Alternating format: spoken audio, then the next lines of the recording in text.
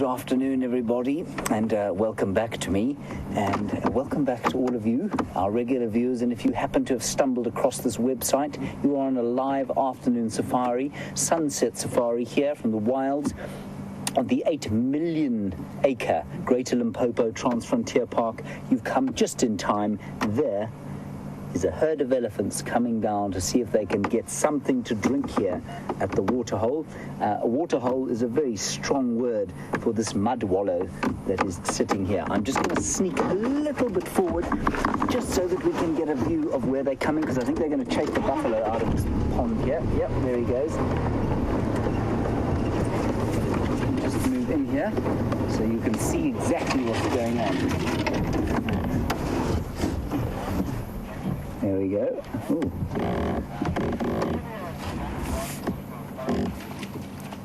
Isn't that lovely? Nothing is going to try and challenge the authority of the elephants. Oh, that's just so special. What a great first sighting this is. Right, so for those of you who don't know why those elephants are eating, you are on a live safari. Please talk to us. Hashtag SafariLIVE or questions at wildearth.tv. That's Twitter and the email. And then my name is James, and on camera we've got Tibbs. Hello, Tibbs. And the other vehicle, Brent Leo Smith, all 6'4" of him, and Andrew Joe Francis, he of the gangster-like outfits. And on foot, no one is on foot. Scott is out tracking in the other vehicle, and in the final control, Louise on the microphone and Nikki on the keys. You are most welcome for the next 3 hours to interact with us, talk to us, enjoy some of the magnificent wonders that this little corner of the western edge of the Kruger National Park has to offer us.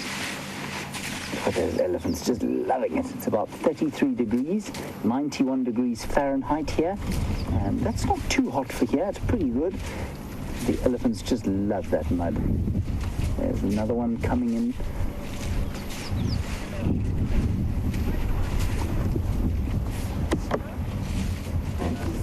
Hello, Angela. You say a mud fight. Yay, absolutely. Very nice if you happen to be an elephant. Not so nice if you were that buffalo that was lying there having a very pleasant little wallow in the mud until this rude herd of pachyderms came down to chase them away. Now, look at this. Look at this interaction here. This is a young bull, and he's just testing himself now against that buffalo to see. Oh, now he's deciding. The buffalo hasn't moved, so he's choosing discretion as the better part of valor. He's a little bit nervous of his own strength at this stage. But when he's a big bull, the buffalo will not be standing his ground. Oh, this is just wonderful. So interesting, you know, we sit here. What perfect timing. Just happened to pull up with a waterhole. The elephants came down on cue as if they were being counted in by the directors.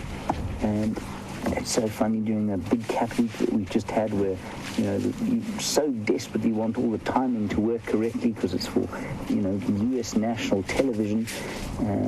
Amazing how nothing you can do can make the timing work better than just letting things happen, just letting them ride. Just so special.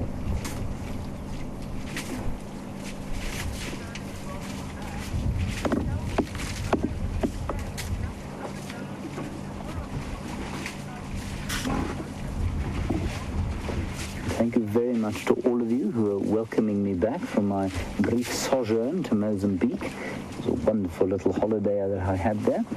And Shell, yes, don't fall over.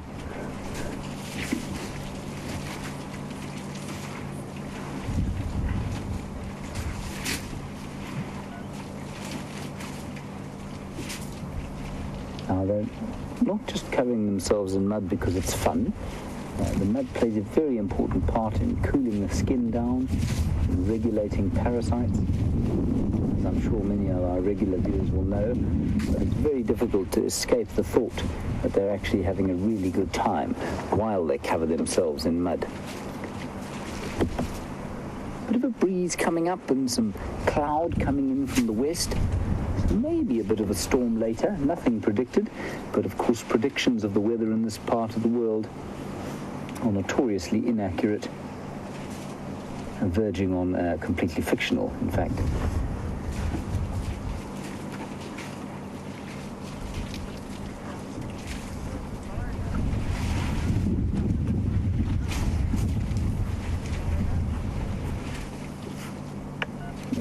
Isn't that sweet? Now that cow was just basically going up to that youngster and saying, stay away from the nasty humans, you just stay with the herd. And she's a young mother. You can see she's not very big yet, and I suspect she's just a bit nervous. Wendy, while these elephants disappear, they often don't spend a huge amount of time at water like this, especially if they're not drinking it. So this is slightly more for pleasure than it is for necessity. Wendy, you're in St. Petersburg in Florida. Welcome and thank you for your question. You want to know what animals are the most likely to suffer from drought? Wendy, that animal was sitting here just as you came live, and I'm not sure if you managed to see it. It was a warthog. Warthogs do not like the drought. Their stumpy little legs are not very good for migrating to water sources. So if all the water in their particular area dries out and the rhizomes and roots that they use to get water eventually sort of desiccate and don't have any water left, moisture left in them, the warthogs will suffer quite badly. I'm just going to reverse up a little bit and let's go and get another look at this herd as they move away. It's a very special start.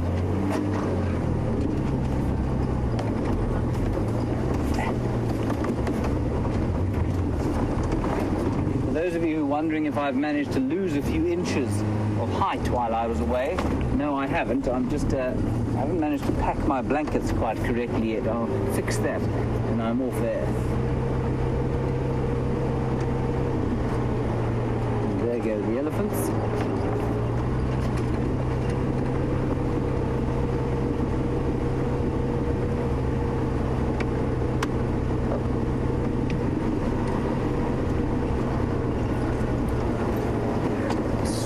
Here, and we can go past. There we go.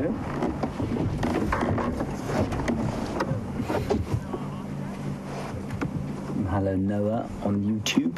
You say you saw some elephants in the zoo once and they were cooling off in the mud just like these ones were. And you say you've got a face full of mud. Noah, I'm not surprised. Now they're heading into the shade to try and stay cool. They'll do a bit of feeding. Now remember, what's crucial here is that elephants are very water dependent. They will need to drink, but unlike the warthogs, of course, they can move to and from water. And so they've had their cooling off sort of mud bath here, but they will still need to drink at some stage, and they'll probably go off towards Juma Waterhole where they've got pumped clean water. They like clean water, elephants. They're not fans of algal blooms.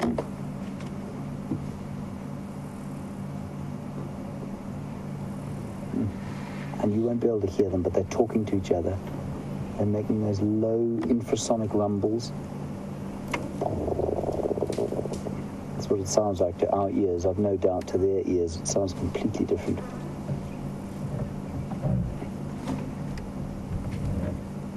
You can see how dexterous their feet need to be there. They use all sorts of things to feed. They use the trunk. Sometimes they just bite things off. And sometimes they use their feet in conjunction with their trunks to pull out roots.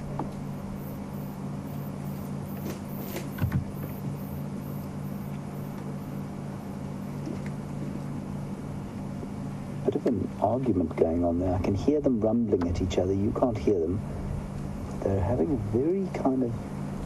It's interesting. Looks like two cows. Two large cows in the herd.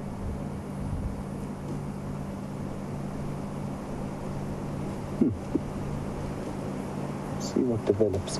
I'm going to go around the corner a little bit and see if we can't just get a slightly better view.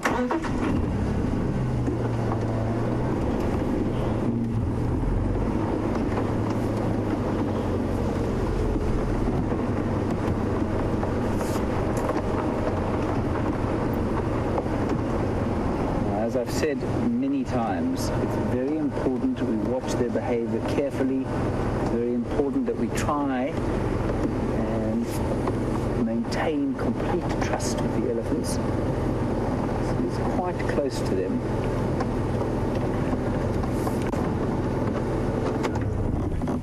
Let's just stop here. Right, well, while we're sitting here, let's head across to Brent, see what he's got to tell you for the afternoon, and I will see you shortly. And welcome. My name is Brent Smith. I have Andrew Francis on camera, and we are looking for leopard. Very unsuccessfully so far, but hopefully we'll get a little bit of success later. We've heard a report that Quarantine, I know a big favorite of a lot of our regular viewers, Quarantine's a young male leopard, one of Karula's sons, and he was to the east of us.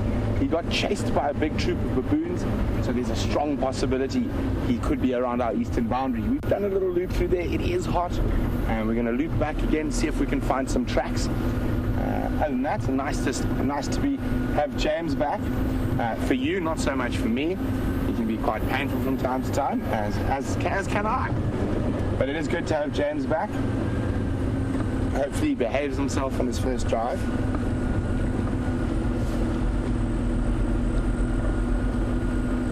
And we will be continuing to look for butterflies as well. It is still a bit hot at the moment. Quite a lot of them will be resting in the shade, but I will be keeping a lookout.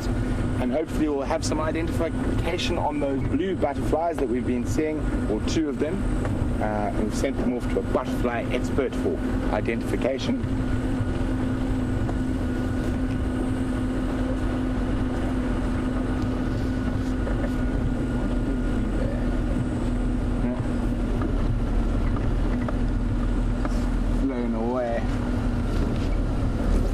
Oh, hello. Noisies.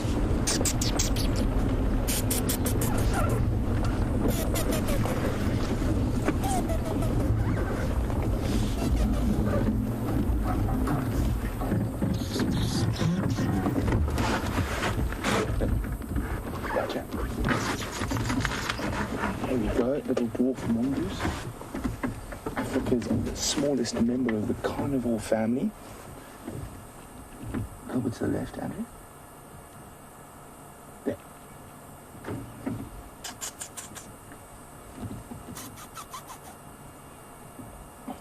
Incredibly cute little social predators.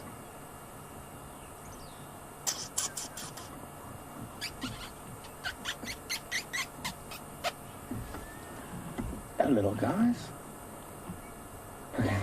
Having a proper good look at us. I can see 4 at the moment.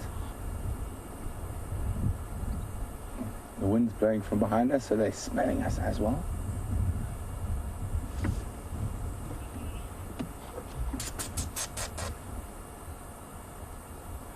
So, a really interesting social structure. So, they have an alpha pair that do the breeding, and the rest of the mongoose job is to look after or help look after the babies.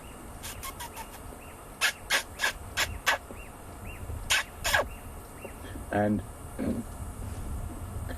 when one of that alpha pair dies, normally, if that one went down the hole, normally what happens is that in most animals there will be a big fight to see who will take its place. But in dwarf mongoose they have a groom-off. So basically, if there's 2 other mongoose that are of similar stature in the business, they will actually groom each other for up to 2 days. They literally look like covered in saliva. They look like they've been thrown in a pond, and whoever is the most loving wins and will become the next dominant member of the pair. So quite an interesting little thing, and of course in a very close-knit social structure like dwarf mongoose, it's a way to not have any physical fights that might injure an important member of the business.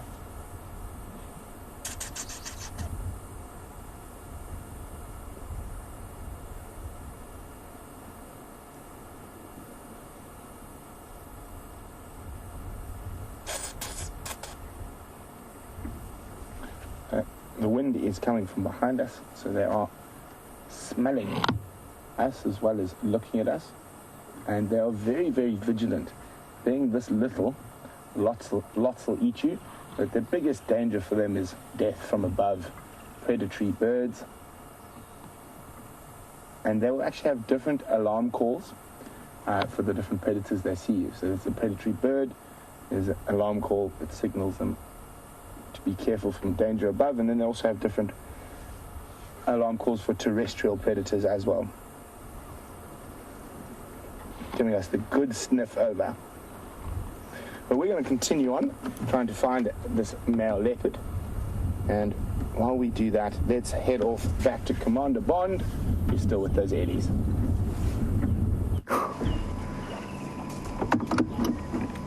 All right, everybody, we're still following these elephants. We've just had a lovely view of the cow there who was smelling us. The wind shifted around to us, and she lifted her head. She wasn't very happy. She's one of the cows that was having that little bit of a contretemps or argument with the other large cow in the herd. Another very big one is headed off to the north. This is a kind of young grouping of elephants, and it's quite interesting to watch. I'm going to go back out onto the road, and we'll drive along that way and see if we can't keep up with them. As Tebs has just said to me, driving on this side of them is going to result in severe blindness for everybody, because we'll be filming straight into the sun.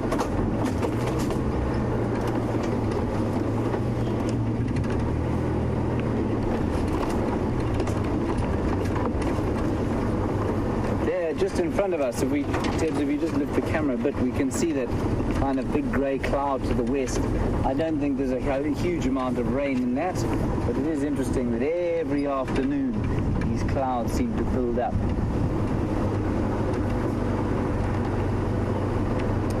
Right, so the elephant's now just to the right-hand side of your screen.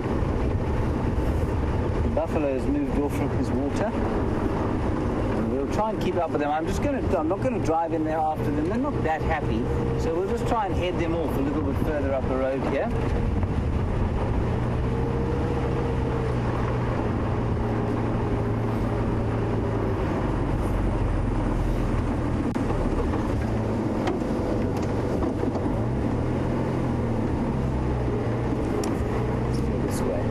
And then this is quite a common inquiry, and certainly a very common statistic given by guides around the place, and I often think it's extremely poorly understood, and I'm not convinced that I understand it particularly well. But Mr. Moustache, a lovely question from you. I'm glad you started commenting on my particular brand of facial hair. Thank you for that. Mr. Moustache, you want to know about how many muscles are there in the elephant's trunk, and or is it only one muscle? And I think if you go on many game drives around the place, you'll hear people tell you that there are over 100,000 different muscles in an elephant's trunk. I think that that's probably a very large overestimation and simplification. I think you're probably looking at about 100,000 individual muscle and nerve fibers in the trunk. I think there are about 7 or 8 different groupings of muscle, so it's definitely not one muscle, Mr. Moustache. It's a very complex arrangement of muscles, but probably about 100,000 muscle fibers and nerve fibers that help to make up this incredible organ or appendage, right, that is the elephant's nose. Your head here, Tibbs.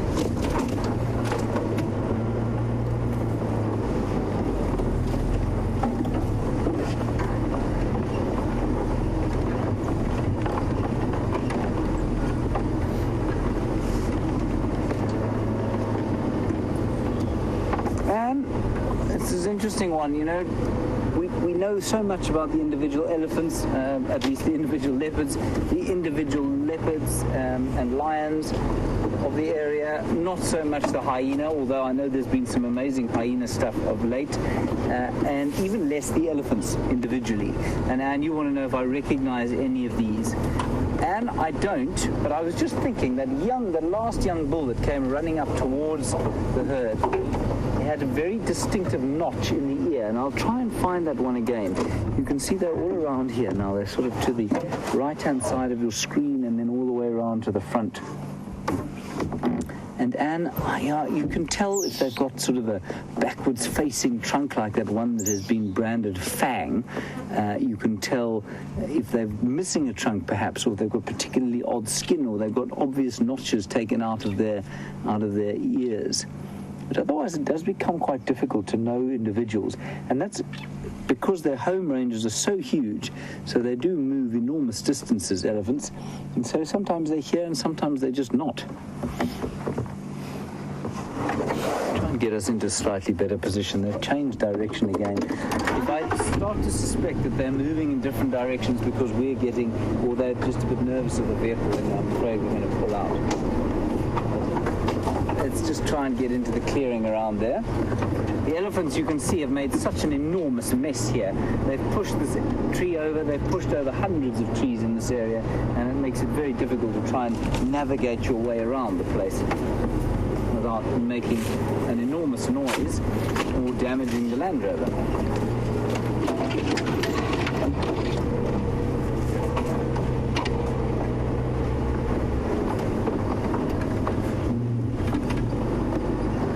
Right.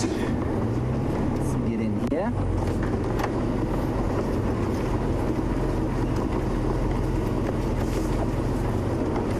Put your heads, everybody.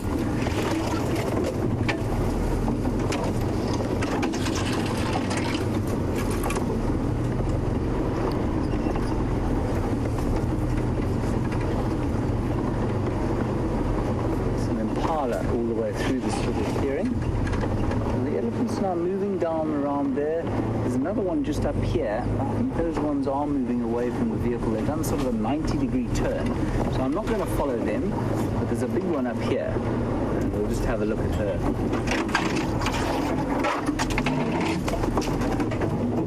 This is a very horrible noise.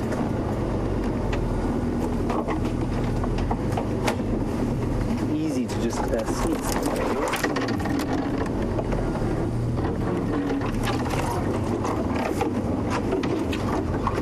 Yeah, they're not very happy with us, so I'm just going to stop here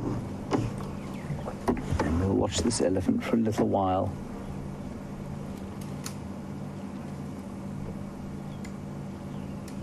Let's see, I don't know if this is a young bull. Now, this is a young bull. That's why he's away from the herd. It might be the one that's got that distinctive notch in his right-hand ear. Obviously, we're looking at his left ear now. Let's see if he turns his face to us.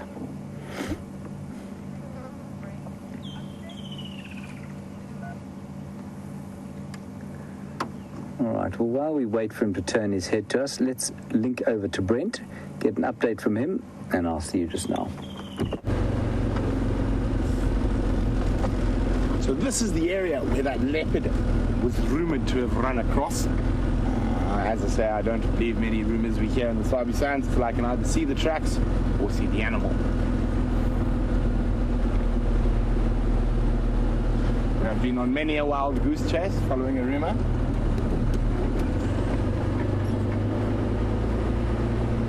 He definitely was seen and he definitely was chased by baboons.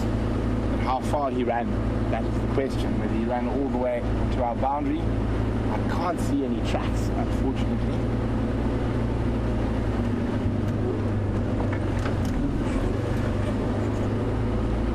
But I've told Andrew to keep an eye on the trees. Nice and hot today. He might be lying up in a big marula, trying to get a bit more of the breeze.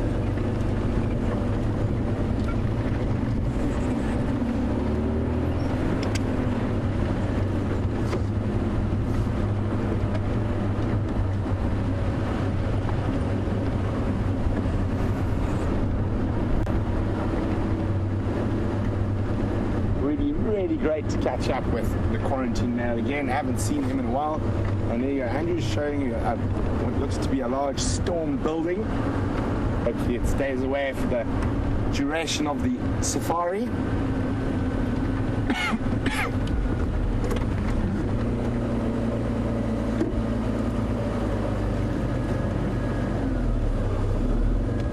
Strange. That's why. Ends wildebeest having a roll. The track there. You see he's been rolling around in the sand.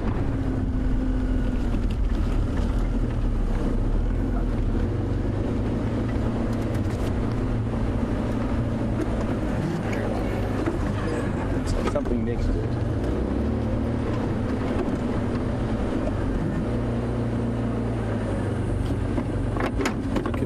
So busy looking at the silly wildebeest, I nearly missed a leopard track. And what? I think he's come here and he's sniffed, but that is a perfect male leopard track. Look at that. You can see the 3 lobes. Incredible. So, that is really exciting news. And it's hot, and those baboons chased him when he's hot. So maybe he's not too far. I'm going to go check around the other side here quickly, but if not, I am going to have to leave you to go for a walk. But those are really fresh tracks.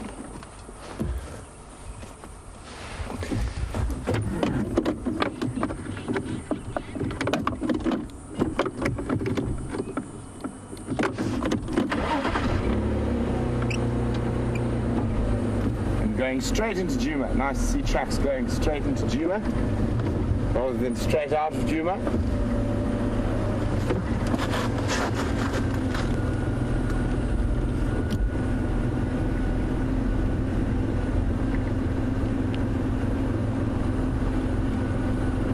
So, Mary in Michigan was wondering whether there are any updates about the whereabouts of the leopards.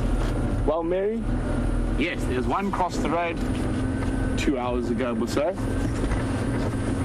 I actually think it's probably fresher than 2 hours. I would almost say it's in the last 20 minutes.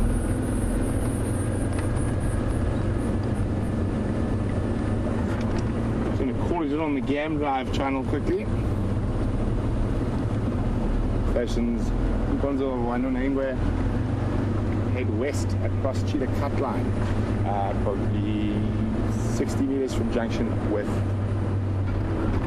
Pan Road.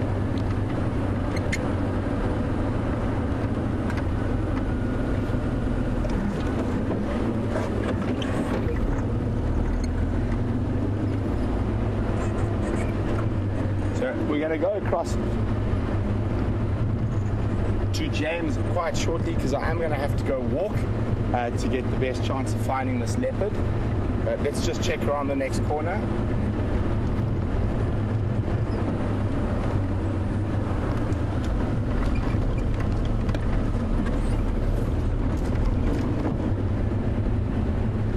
Okay, come on, Andrew. Leopard eyes on. Andrew and I have a wee bet going about who is going to spot a leopard first.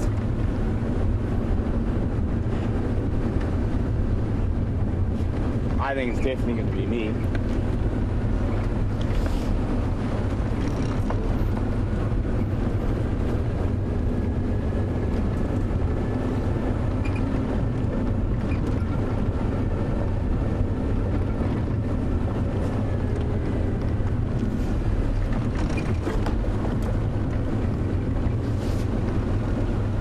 Okay, so we're going to check the next road.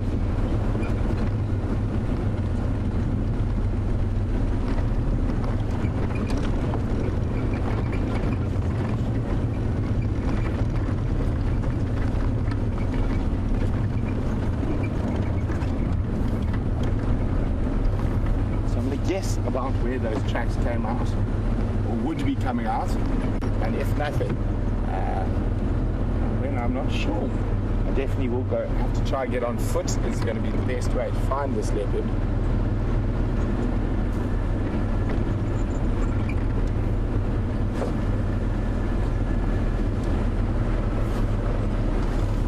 What do you reckon, Andrew? Around here? In the block somewhere. And this is my guess about where, if he carried on going, he would have come out.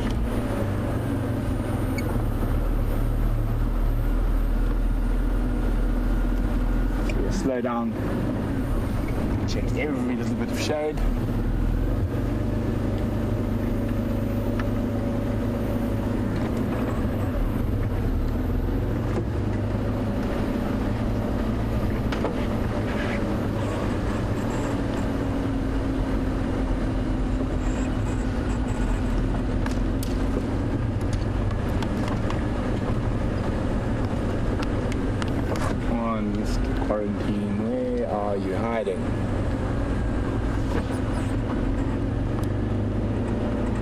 So, Tim, who's watching via YouTube, says they must not see, the leopards must not see baboons often.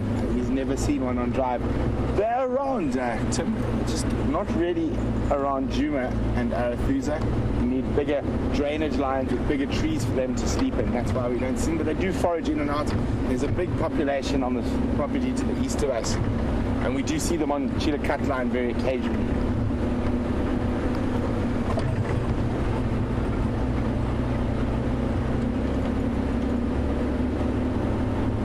Okay, so I'm going to go try to pull a leopard out of the bush by the tail, and while I do that, let's go see what James is up to.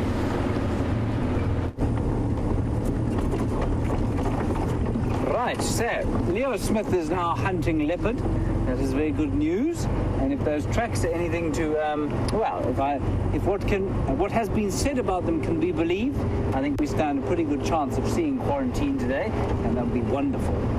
He's certainly one that I haven't spent enough time around, and the brief periods that I have spent with him have been very special indeed. Like I've often said, a young male leopard is the best kind. Curious. They're great when you see them on foot because they don't run away, but they kind of watch and just, there's no kind of aggression in their behavior. That changes when they get to sort of 4 or 5 years old, and then they become a lot more secretive, a lot more grumpy about life as they get about the there are some tiny little warthog piglets. We're going to try and sneak forward and see them. They are minute. This big.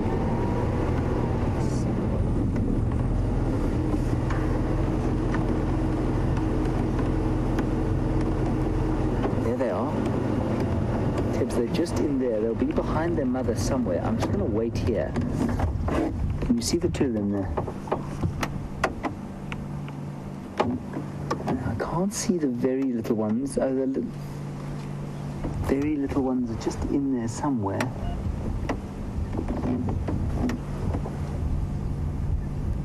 They're just in front of her. I can see it looks like two little rats running around in the bushes just in front of her. Now, Tibbs, if you just go to the right there, you might see a bit of movement. I don't think she's going to let us see them. Very tiny little things. Rat-sized little warthogs. That's very sweet. I'm always amazed by how unconfiding the warthogs are here. You know, in some places you'll go to, you can find them on the, sorry, apparently there's a bit of a focus issue here. Are you still struggling with it? Yes. You can see that I look perhaps a bit odd. All right, we're going to have to find out if Brent is on his vehicle. If he is, we're going to have to hand over to him and see if we can't fix his camera. Otherwise, it's just going to look like you've got a bit of a migraine headache, I'm afraid. The warthog, just while we're waiting to find out if Brent can take you, this big. And like I say, in so many places you will find warthogs that walk onto the lawn of various lodges. They become almost like sort of dogs, and very, very happy to be around people. But these ones here are not great. Anyway, Brent is out on foot, so I'm afraid you're just going to have to look at us in blurry techno vision. In fact, you know what we're going to do, Tibbs? Let's just switch the camera off and on. You're going to go black screen for a while, and then we'll be back.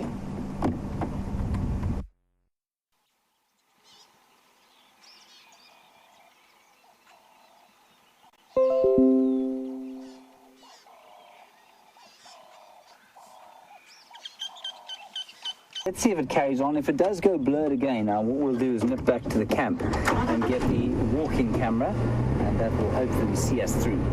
Let's just see what happens with this one though.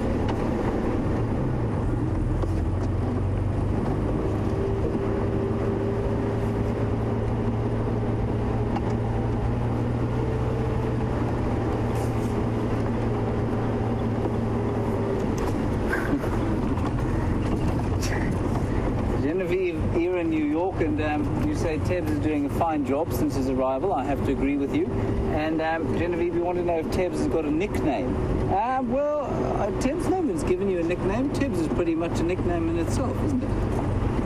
So Tebs' full name is Chapiso, and so Tebs is already a nickname, and we haven't given him a further nickname at this stage.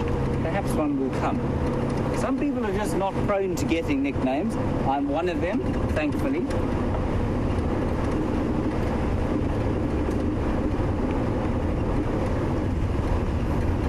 Nice breeze starting to blow up now as a result of this kind of weather system, whatever it is, that's moving into the area. It's very cooling.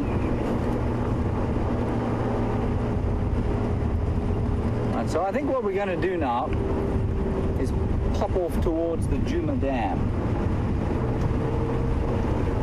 And on Jeff Top on Twitter, you hope that there might be some lions today. Jeff, I hope so too, but you know, the interesting thing is that a lion's territory is about 6,000 hectares.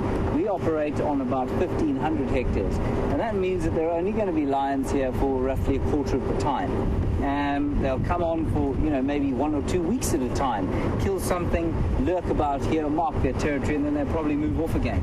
We're having fewer lion sightings, I think, that many of our regular viewers might be used to at the moment, and that's simply because of the upheaval brought about by the Birmingham boys and the regular pride that we normally used to see around here, called the Nkuhuma pride of 5 females and 1 young male. They have absconded. I don't know where they are at the moment. I think in fact, I've been away. I haven't heard anything about them. I've been trying to keep up, but I think they actually might be in Kruger at the moment, which is really not ideal. So that's why there's a dearth of lions at the moment here, Jeff Top. That will change over time. Sometimes there will be lots here, and sometimes you'll have this kind of situation where there's a dearth.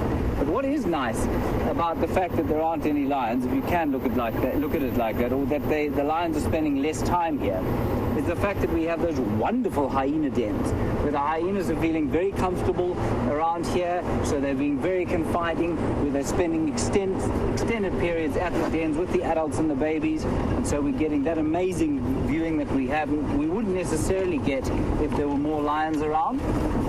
And likewise, I think the leopard viewing should pick up a bit, and there's always the chance that the wild dogs and the cheetah also would feel more comfortable in the area without there being any lions around.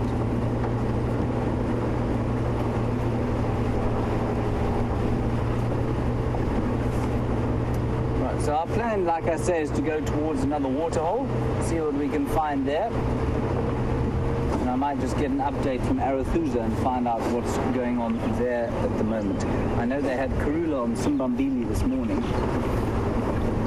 Karula, for those of you who don't know, is an 11-year-old female leopard who will celebrate her 12th birthday, although I don't think she might be celebrating it too much, simply because it's the beginning of old age for a leopard, 12, and that will be in March.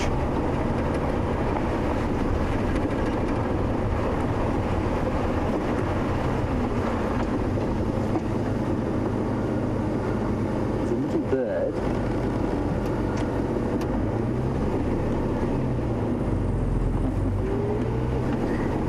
Ashley, you want to know a nickname might be Command the Bomb, which is a very kind nickname that Brent gives me. No, I don't really think that's a nickname. It's a very it's a bit of an honor, I feel, to be called Commander Bond. I suppose it might be a bit of a nickname. But it's only Brent that calls me that, so I think it needs to stick from lots of people for it to be a nickname.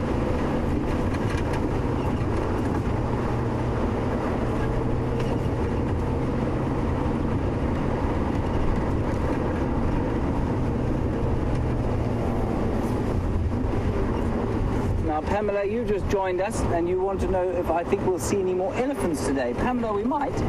That's why I'm heading towards that other waterhole. I'm hoping that there might be some other elephants.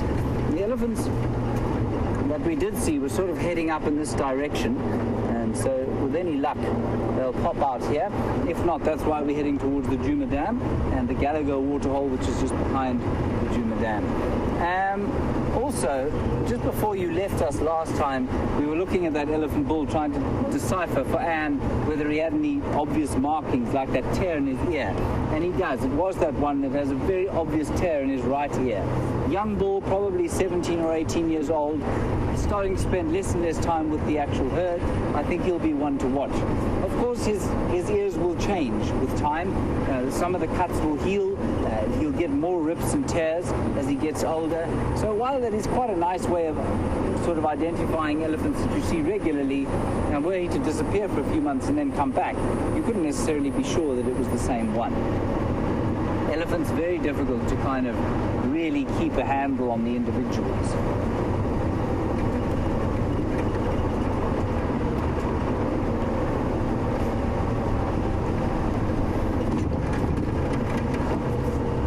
Very good question from Jared on the subject of elephants' ears. How do those elephants' ears get their notches? Jared, they get their notches, I think, from walking through the bush, wear and tear. You know, there's some very vicious thorns. Here's a particularly good example of a black monkey thorn, which is a very vicious kind of a thorn. Now, I imagine if an elephant's just flapping his ears gently through an area like this, where he's walking through a thicket that has thorns like this on it. Let me just get in on these thorns here. Focus allowing.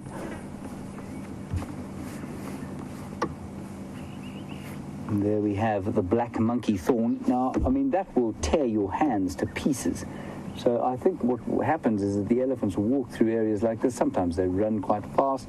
I think they get bits and pieces of their ears snagged on the thorns. I think that probably rips them up every so often. Very good question, Jared. Nice that we drove past it. Possibly the reserve's most vicious thorns, the black monkey thorn. Acacia burkii, for those of you who are botanically minded.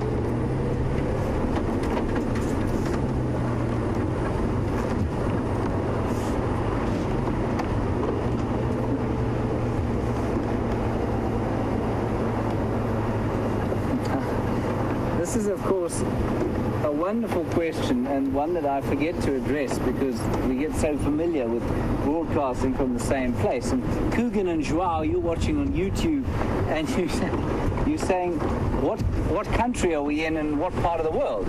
We're sitting in South Africa, which is the southern tip of Africa. There's no reason for you to have known that if I hadn't told you. So that's where we sit. We sit in the Kruger National Park, which is the northeastern section of South Africa, right on the southern tip of the African continent. So Coogan and Joao, that's where we sit. And I don't know if you've heard of the Kruger National Park. It's one of the world's most famous national parks. It's more than three times the size of Yellowstone National Park. So it's an enormous piece of land, and it actually extends into Mozambique to the east of us and Zimbabwe to the north of us. So a huge expanse of wildlife land.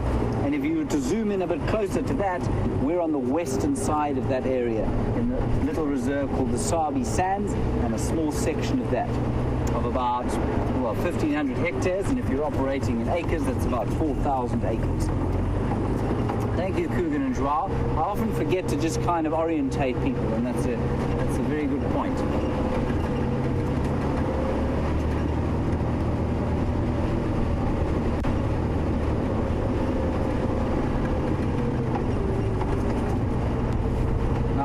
I'm sure there's been a lot of talk about the lack of rain and the supposed drought that we're having here. And Robert, you want to know about, how much water will it take, how much rain will it take to fill the water holes? Robert, the answer is quite a lot. In excess, I'd say one downpour of at least 100 millimeters, which if you're working in inches is about 4 inches. Possibly double that. So I think we're probably going to need between 100 and 200 millimeters or 4 to 8 inches of rain, and that should start to fill up the water holes. Remember, those water holes are now on the back end of a very dry season last year. That's why they're so dry now. So they'll survive one dry season. The rain wasn't good last year. It wasn't too bad, but it wasn't good. And so it brings the water table down. And only after the subsequent dry season, which we've just had, do you really start to see and feel the effects of that dry season. Tevs, I'm just going to ask you to have a look at these incredible clouds here. Just look at the base of these clouds. It's incredible to watch them forming. It seems to be a very isolated little system. You can see underneath it, there's perfectly blue sky. And it's coming in from the west. Stunning. So I don't know if anybody can help me with this. I mean, I would have called these sort of a large altocumulus cloud, I think, and maybe with a few, what Gendre told me are called mammatus clouds. But those of you who are perhaps a bit more cloud savvy, if you have any idea what these are, tell us what you think. So they're quite fluffy. They're carrying water, definitely. They're not too high up. And a large kind of bank of them. But you can see it's not a front. It's not a particularly massive storm because there's nothing behind them. Beautiful. Right, let's carry on to the waterhole.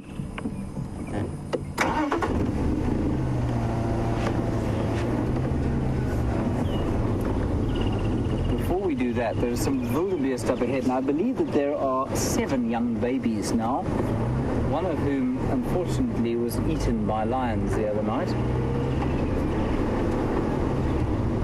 Well, unfortunately for the wildebeest, not so much for the lions. They seem to be heading down toward the water.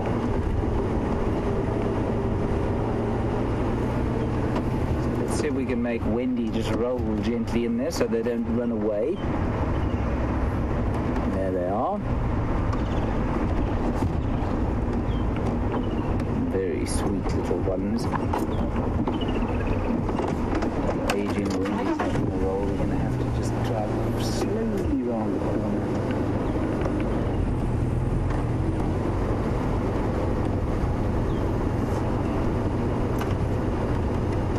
There we go.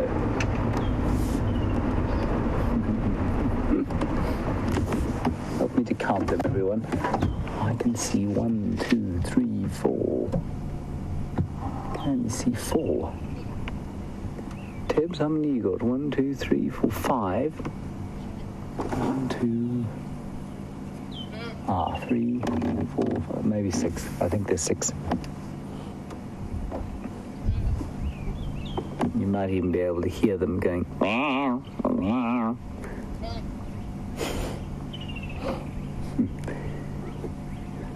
Extolling their mothers to stay close by. 1, 2, apparently there were 7 yesterday. 1, 2, 3, 4. There might still be 7. I can see at least 5 at the back there. I think there are 2 in front.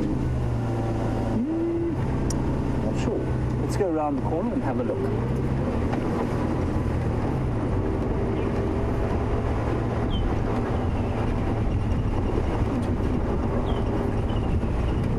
Quite sure because they're jogging about the place. Brent did say one of them was unceremoniously removed from his young life by a predator. I think he said it was a lion.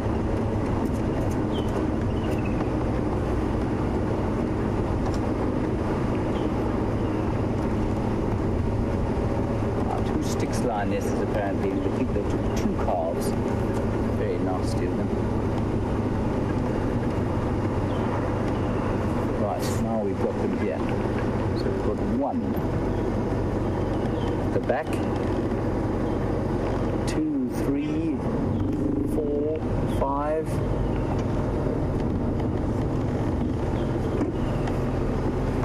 Try and get another view. I can't count them accurately. I'm being particularly pathetic with my arithmetic at the moment.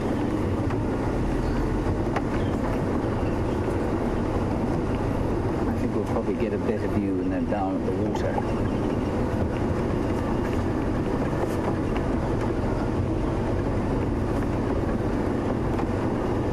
I'm just waving at Aubrey. I'm not just making a Superman sign. Ah, yeah!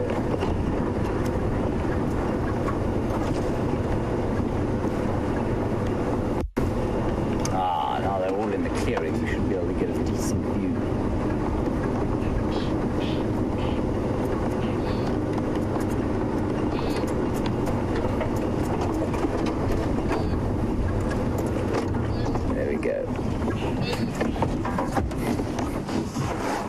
veritable migration of wildebeest. It's like being on the Serengeti.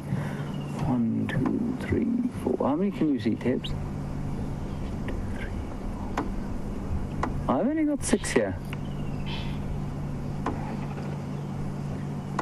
Which would suggest that one has come to an end.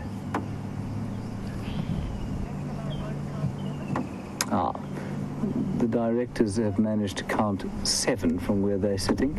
Astonishing that I have managed to count only 6 from where I'm sitting. It says something about my eyes, I think. 1, 2, 3, 4, 5, 6. 7, yes, I've got 7 now. Thank you, directors.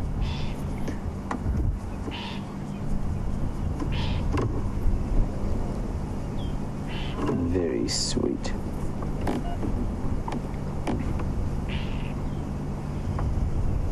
And they're migrating down to Peter's Pan.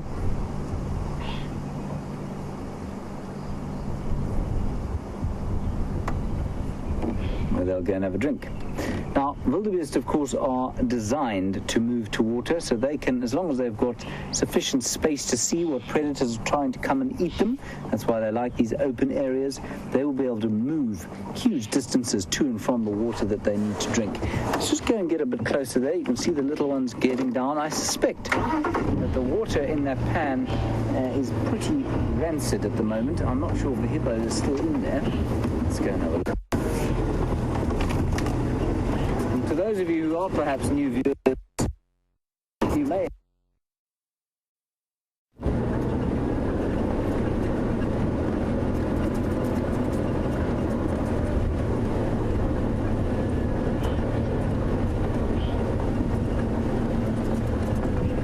look at this thing.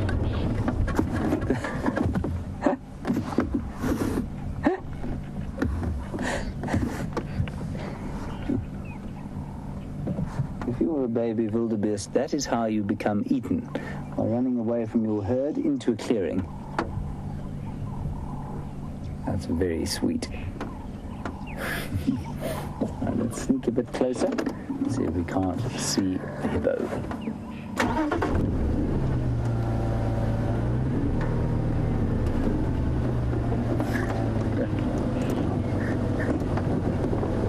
Now that play behavior, of course, is so typical of all mammals. You see it in human beings, you've seen it in those hyenas, you've seen it in all sorts of animals, and so important for the development of muscles and neural pathways, coordination. The hippo is indeed still there. He's lying behind some of them. I don't want to give them a fright, so we're just going to stop here.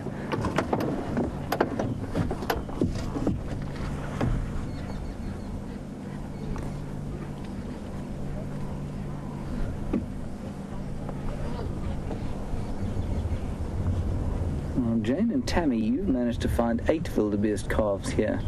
1, 2, 3, 4, 5. Definitely only got 7 at the moment. 2, 3, 4, 5, 6, 7, 8. You're right. There are 8. Well done, Jane and Tammy. And that one there, Tebs, if you go to the right-hand side, yeah, that one there.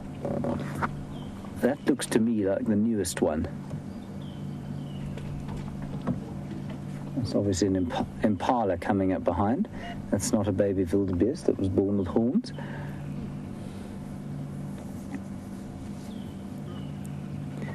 Now here's a question for you who are watching. Tell me why you think it is that a young wildebeest would be a different color from its mother.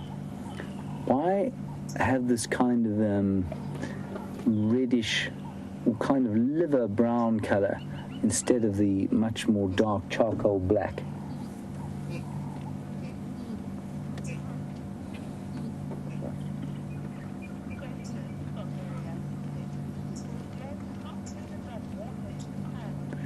Look at that little thing, hardly walk.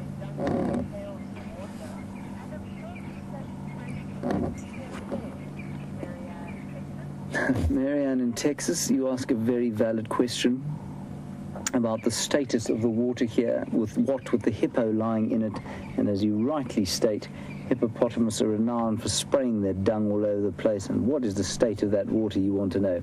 Marianne, rancid is the state of that water. It smells disgusting. It smells like an enormous pile of hippopotamus dung. And despite that, just about the only animal that will reject that as a viable drinking source of water is elephants. The rest will happily drink from it, and it is astonishing to me. If you were to put your nose into that water, I think you'd probably have a bacterial infection that would last you until next year sometime. Yeah, I think that's the newest one. So even though that is the case, Marianne, you'll find that there's, the animals are not affected by it, and even elephants, if they have to, they will drink it. I mean, now that wildebeest, of course, is going to the loo in the water that his mother is about to drink.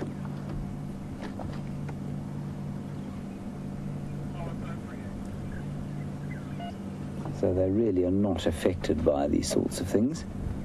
But if that mother isn't very careful, her baby's going to be stuck in the mud. No, there we go. Out she goes. And then there's one trying to suckle. Ted's just over to the left-hand side there. Yeah, that one is trying to suckle there.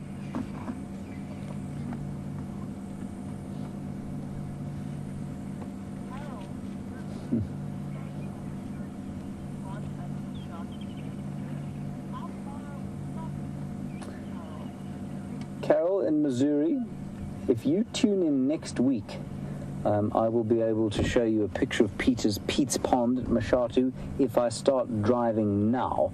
So, Carol, we're a long, long way from Mashatu. I'll actually try and draw you a map a little bit later, but I'll explain it to you now. We're in the northeast corner of South Africa, and Mashatu is in the northwestern corner of South Africa. We're probably, as the crow flies, difficult to say. I'd say probably about 600 to 700 kilometers away. So that's about, that's about 450 miles, Carol. So that's a long way away. It's a beautiful, beautiful reserve, Mashatu, in Botswana. And if you ever get the chance to visit, it's really stunning. Totally different kind of habitat from this, right at the edge of the Kalahari Desert. So lots of open spaces, lots of beautiful rocky outcrops, and deep sands. Mopani Veld, huge clearings of golden grasses. It's very beautiful indeed. But a long, long way from here. And it's on what we call the high veld. So, I mean, you've seen the Drakensberg Mountains in the west. We've filmed them often enough. And so it's much higher up than this. Soils are much deeper, and very different suite of species that you get there. And much less rain than here even.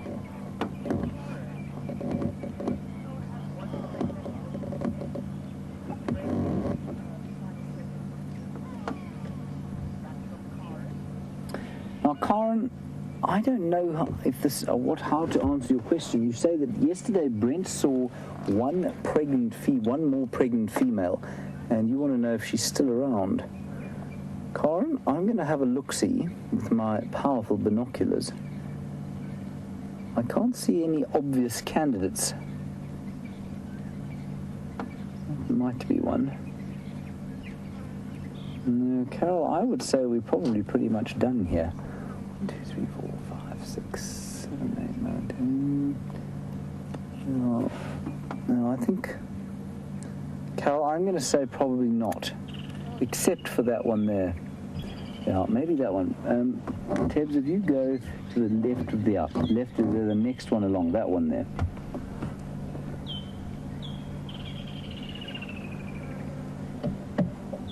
That one might be pregnant.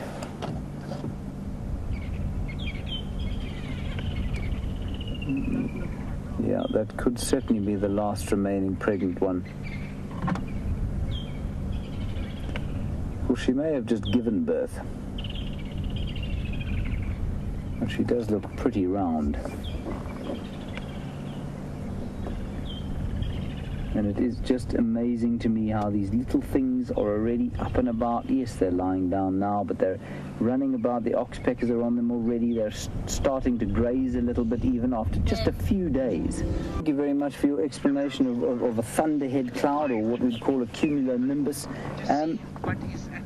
Basically, you're saying that those formations are a result of a fast-moving, I think, a jet stream hitting one of those clouds formations, and the water shooting about 30,000 feet up into the sky, which would certainly explain some of the spectacular clouds that we've been seeing.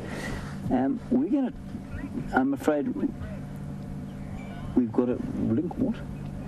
Brent's got something very exciting. Let's go across to him. We'll try and fix this. Oh, this is very exciting. Go across to Brent. Don't dally here. A minute long.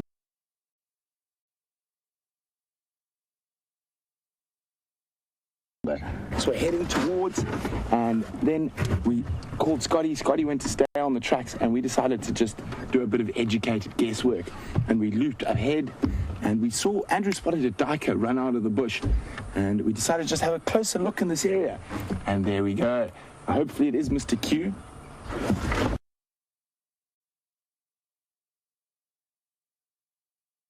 Sorry guys, just got to be on the game drive for a second. I'm just going to reposition now. Standing by.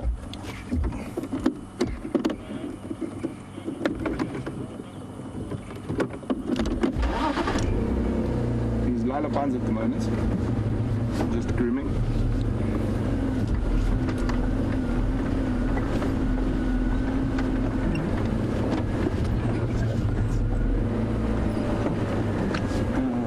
Which is going to be the best. Let's go again.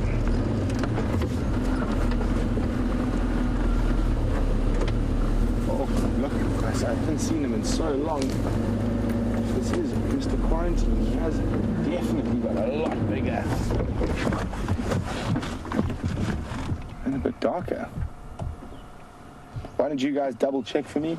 Send through your answers to which leopard do you think this is, and send that to questions@wildearth.tv, or use the hashtag SafariLIVE on Twitter. iPhone orbs, make your way.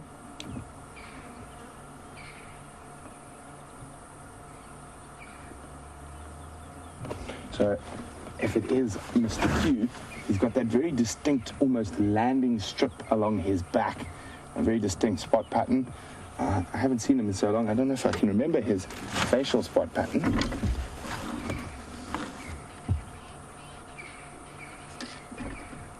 And also another distinctive mark is he's got a British, almost a British pound sign above his left eye. And he turns to look at us again. There we go. There it is. Looks like it if he turns his head forward on. Oh, tired kitty. For sure. There we go. Mr. Quarantine. Nice to see you, bud. It's been a while. But he has definitely grown.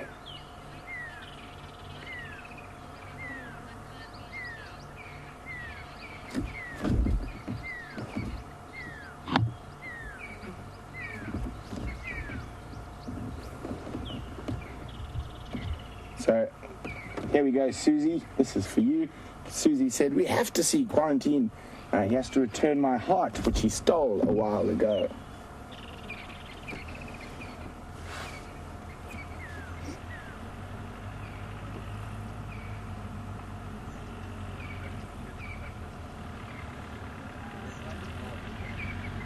Well, at least our afternoon plan has come to fruition.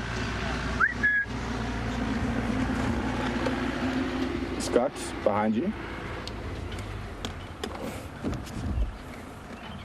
So Scotty was on the area helping, so he's also going to come have a quick look at Mr. Q.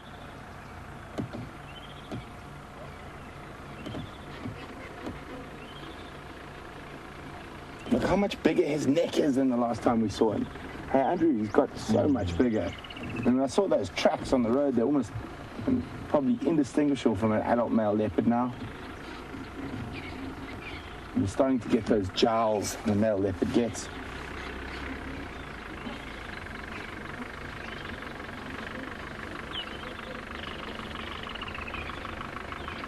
can see that flies. Oh, yeah, going to yawn.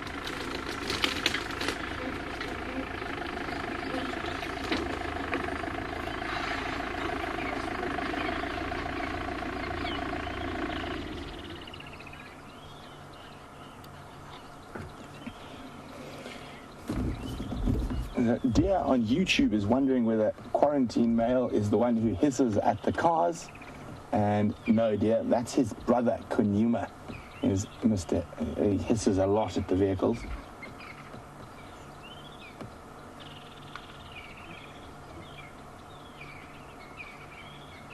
And it's quite warm, and he has been moving, but I think he will move again. Hopefully he comes deeper into Djuma just for a little visit. Obviously, not good for him these days to be hanging around too deep into Djuma with Tingana having pushed Mvula a bit further to the east and to the north. So if Tingana came across, he would definitely try attack Mr. Q.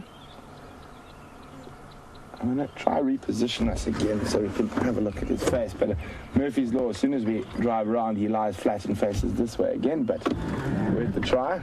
Oh, it's just the car. There we go, see? Now he's looking this way again.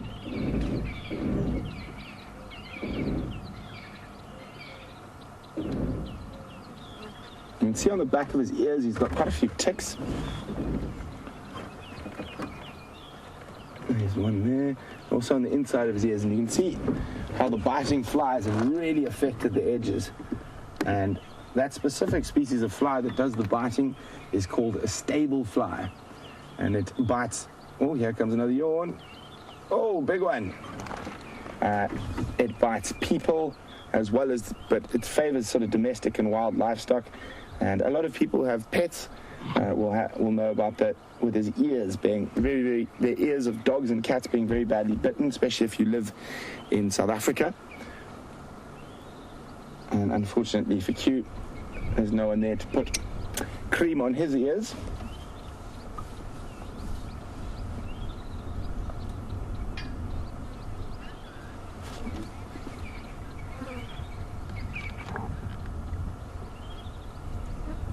So Paul Rizzo is saying he's almost as big as Mvula now, possibly in sort of height and that Paul, but definitely not as heavy yet. He's still got a bit of filling out to do. I'm just going to try reposition us so we can see his face. I think he is going to lie down facing away from us again.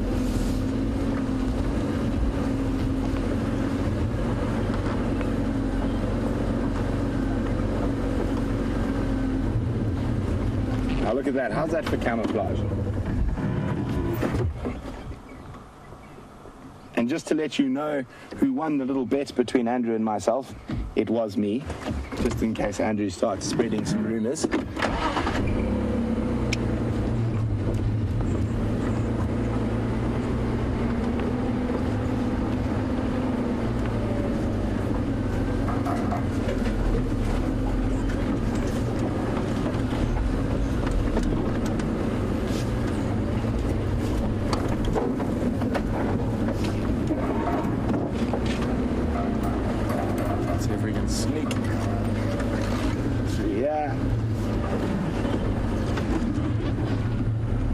Andrew, watch your head. Let's go around.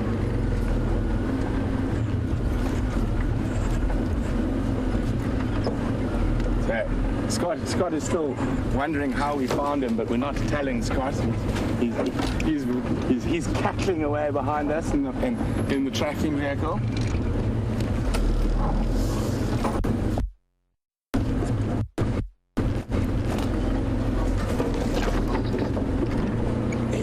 That's the spot.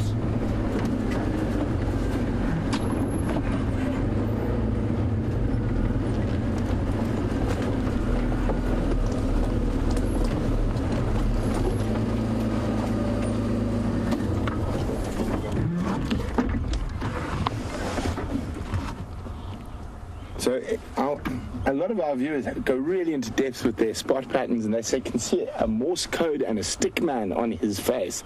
I have never noticed those myself. The pound sign above his left eye and the sort of landing strip down his back I know quite well, and it was my absolute pleasure to find him for you guys. I am thoroughly excited to see him as well.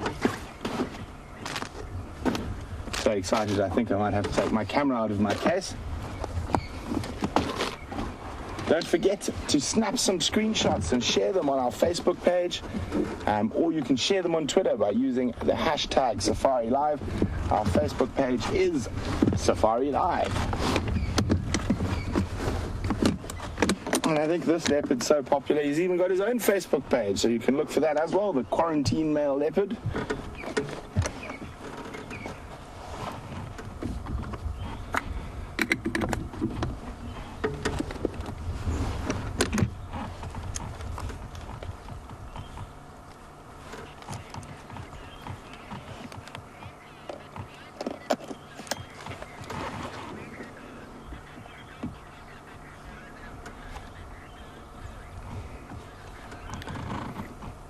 So one of our regulars who likes to keep a view on and out on all the leopards that we see on drive, Ellen Fowler, has said that he was seen with Mvula in a tree feeding 2 weeks ago, and he's still quite a bit smaller than Mvula.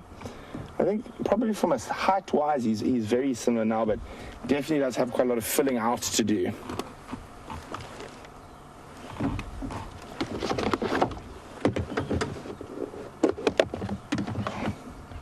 So for those of you who might have just joined us or a bit late, we're sitting with the Quarantine Male Leopard, and Scotty can hear me, so I'll put him out of his misery about how we found him.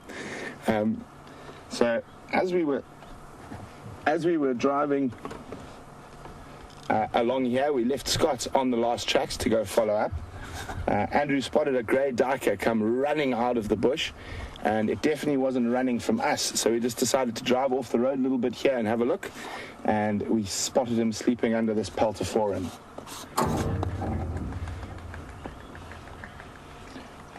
So while we sit here with the sleeping Mr. Q, let's go have a look at James, who's got a predator of the air. Look at that, everybody. Just a quick one. It's a lizard buzzard. Very seldom see them sort of sitting so confidingly. Pink cere, which is the pink top of the bill, pink legs or pink reddish legs, and you can just see underneath the beak there that single stripe that runs down the middle of the little sort of the throat underneath the beak, and that is very distinctive of what we call the lizard buzzard, so called because it eats lizards and possibly all sorts of other little invertebrates, and I'm sure the odd very small mammal. Right, without further ado, let us hand you back to Brent and Quarantine.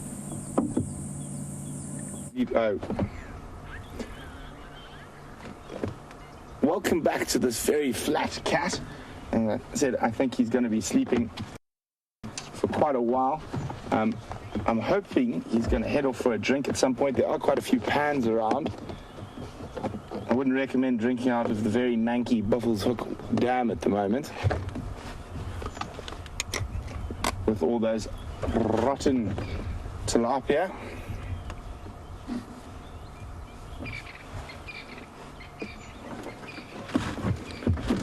So it's quite possible he was hunting that grey duiker, which caused us to find him.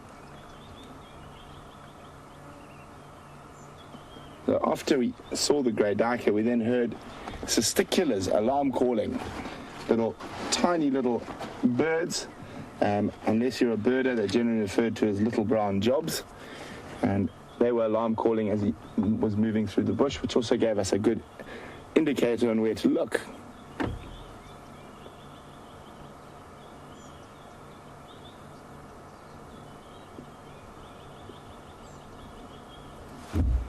I can't actually remember the last time he was seen on Juma. It must be a couple of months ago. He has come close to the eastern boundary a few times, but has never really ventured across. And if I remember correctly, I think this is Scotty's favorite leopard in the area. And I, being more temperamental, prefer his brother, who likes to snarl and charge cars.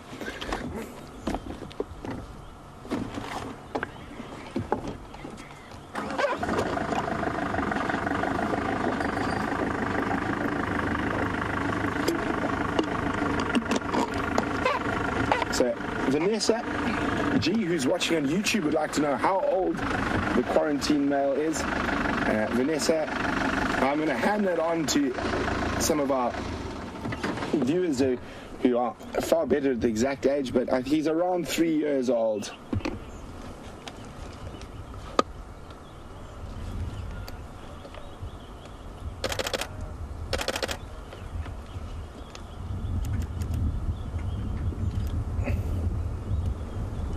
Stunning.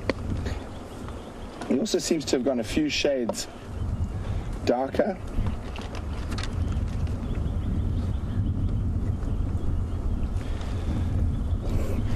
So an interesting question. So most of your larger predators in the world see in sort of shades of grey, and James Taylor is asking, do any of them actually see in colour? Well, James, as far as some of the smaller predators, genets, and I think even domestic cats can see some shades of colour. But I'm not 100% sure, James, but I know from the big cats, not.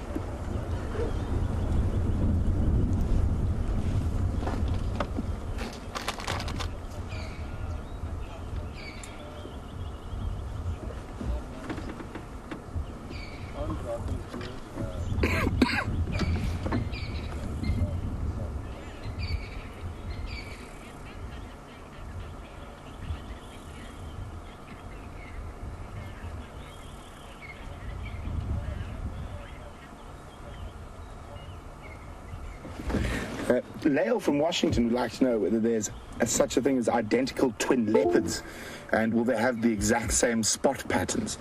Lael, as far as I'm aware, there's never been a recorded case of identical twin leopards. Obviously, often, Kunuma and him were born out of the same litter, so you could say they were twins, but possibly not identical, and they don't have the same spot pattern at all. And even in those same litters, you have very different personalities developed in the different individual animals. So Quarantine's a very, very relaxed. He has been the majority of his life, whereas Kunuma is a little bit more skittish around the vehicles. He tends to try slink away when you walk him on foot, whereas actually one of my favorite Quarantine sightings ever wasn't very far from where we're sitting now. I was with Brian, and Brian and myself have been tracking him for about an hour and a half. And eventually the directors came over the radio and said, no, Brent, you've got to give us something now. You need to. So I got off the car and I walked up to a buffalo thorn, and I was telling a traditional story about that. And Brian just said leopard. And Quarantine actually came and walked right up. He was about 7 or 8 meters behind me to come to see what I was doing. He's a fantastic leopard, especially on foot as well. Very, very relaxed male. So, although him hanging around here is still slightly unusual,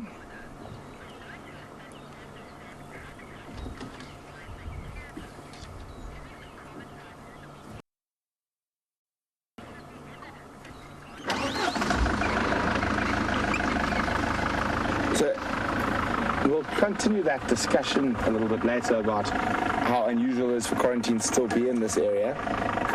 Elaine in Michigan says she's noticed Tingana has got a very similar pattern down his back. Is it possible that he could be the father?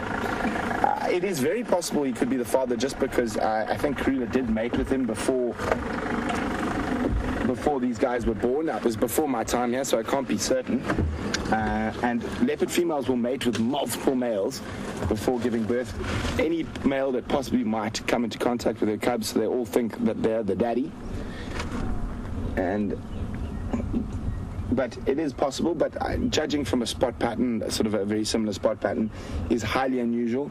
You do get very, especially in female leopards, it's far more noticeable because you spend more time with the lineages. You get much darker leopards and paler leopards, and Karula and her offspring and the females are generally quite pale leopards, and while one leopard we've seen a few times, Quarantine, is much darker and also different shaped face, much longer face and much darker, sort of almost jaguar-esque colouring. And she comes from down the Sand Rivers. She's actually from leopards I used to know at Londolozi. So there is that. With males, it's a bit harder to keep track of that because they disperse. And that's why I say it's quite unusual that Quarantine's still hanging around this area that is part of his father's, not his father, the dominant male leopard in Mvula's territory, who's most likely his father. She did mate with him a lot, but it is possible it's not his father. But, oh, he's heard something. Ears up. So,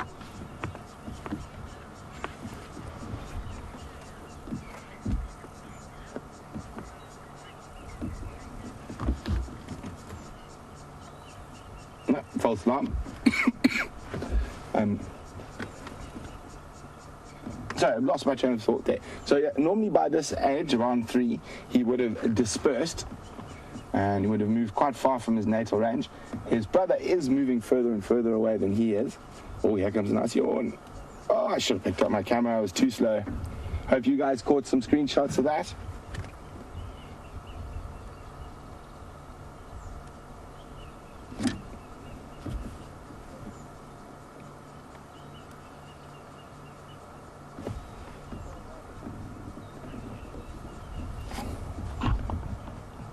So as I said, normally they would have dispersed at this age, but he hasn't yet. And as I said, it's unusual, but it's not unheard of for a male to almost sort of step into his father's territory. It's very, very rare, but I know it has happened in the Sabi Sands before, in the southern Sabi Sands.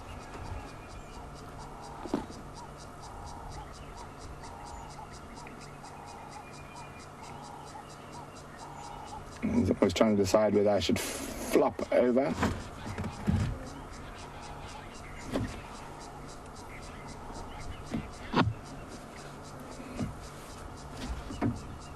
So, welcome to Joyce in Pennsylvania, and she's wondering how long Mvula will let him stick around. Well, see, that's the funny thing, Joyce. Normally I would have said he would be chased already by now, but he hasn't been. But I don't think he's going to let him hang around much more over 4, one would hope. The reason is that you want the male leopards, or genetically they're programmed to sort of move away from their mother's natal territory so they don't mate with their mothers and sisters. He doesn't look like he's going anywhere. He doesn't want to leave home. He's a bit like the modern generation of children.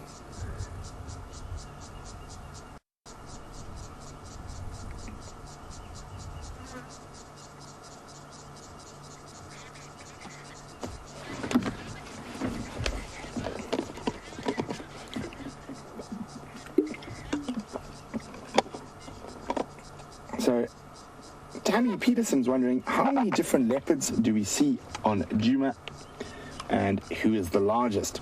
Well, Tammy will have to include Arathusa in that, so Djuma and Arathusa is our traverse areas, and let's think, we'll go regular leopards, and then we'll do dispersal leopards like this that we have seen recently. Karula, Shadow, Mvula, Tingana are probably the 4 most regularly seen leopards. Then we sometimes, very seldom, see another female in the south of Arathusa called Quarantine.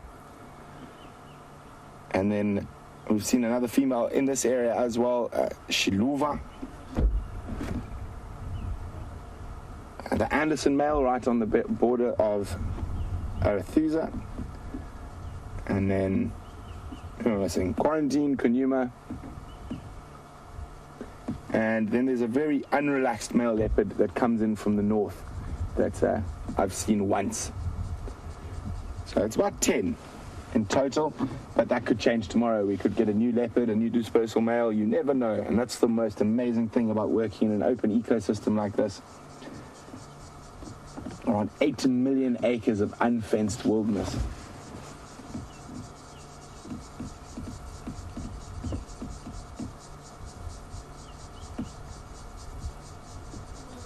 And he's not going to move for a while yet, but we're not going to move either. We're going to wait it out. Hopefully he He looks like he could eat. He's not too hungry.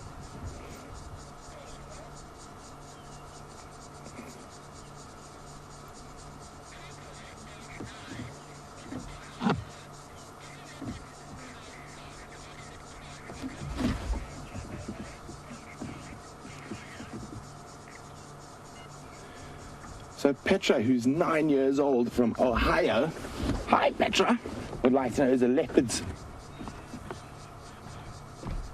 Sorry, I'm having a bit of trouble with my comms there, but I'll get your name in a second. Let me just answer the question first. Would like to know, is a leopard's fur soft or is it coarse like a lion's? It's in between. It's not as coarse as a lion's, but it's definitely still coarse. It's not very soft. And it's amazing. We're actually chatting about this morning at breakfast, about how beautiful, clean a leopard looks, whether it's actually not. It's full of ticks and parasites and lots of foofy things. Sorry, I'm just going to...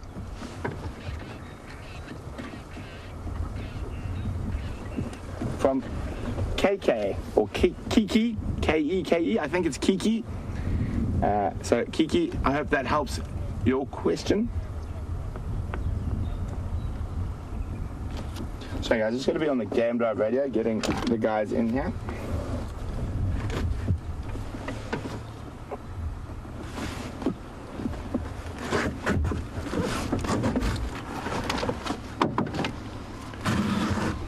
I'll make your way, Tax.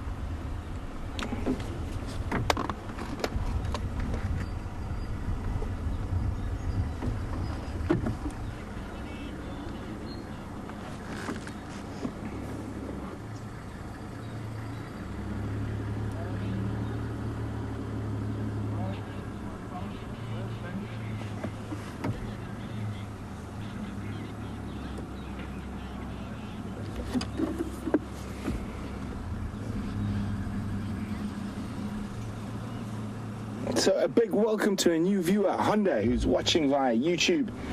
Honda, just to let you know, we are live, so you're seeing this leopard at the exact same time as me. And you can also, as you know, interact with us as you've just done. We encourage you guys to do that. And you can do that via using the hashtag SafariLIVE on Twitter, or send us an email on questions@wildearth.tv.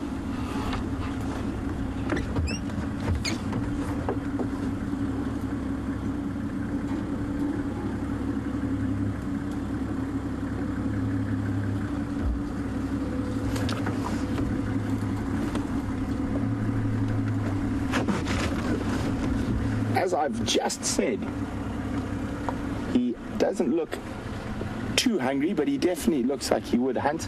He's a little bit hungry, I would say. And Pamela was wondering that.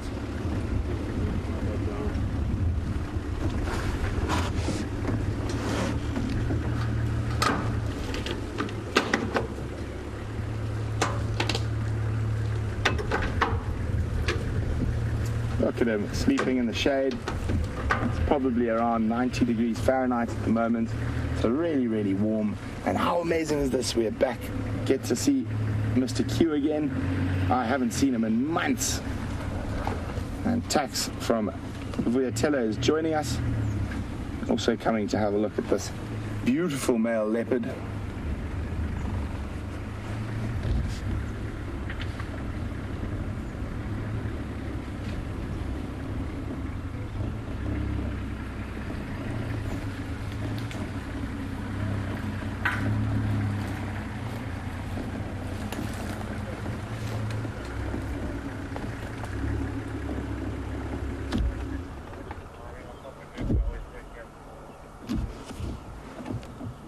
So very still afternoon, not a tiny little bit of a breeze.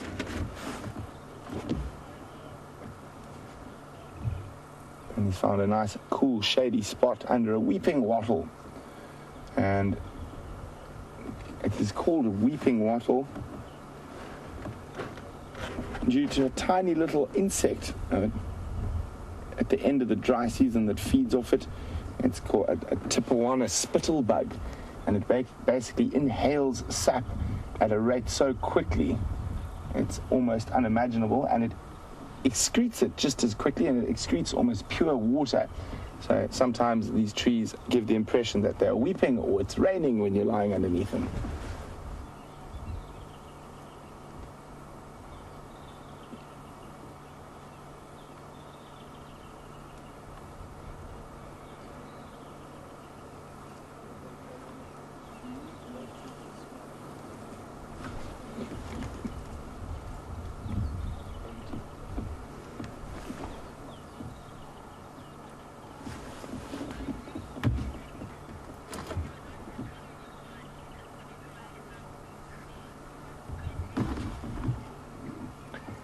Gracie, who's 8 years old, says she would like to cuddle with Quarantine and swat away those mean flies. Gracie, I'm afraid Quarantine wouldn't be a good cuddle buddy. He might eat you.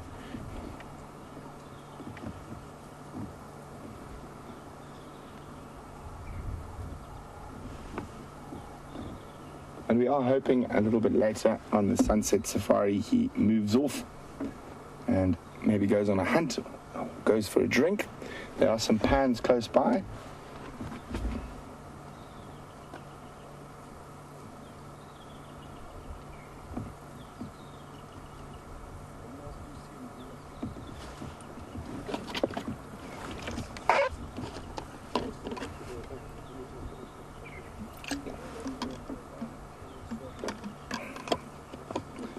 Sorry. Oh, look, there's a little stretch.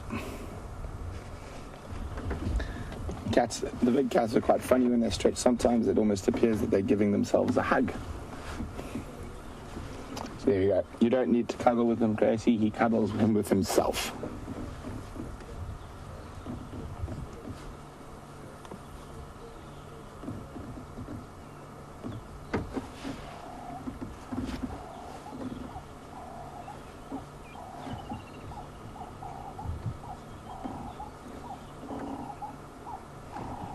And here a Cape turtle dove calling in the background, telling Andrew to work harder, work harder.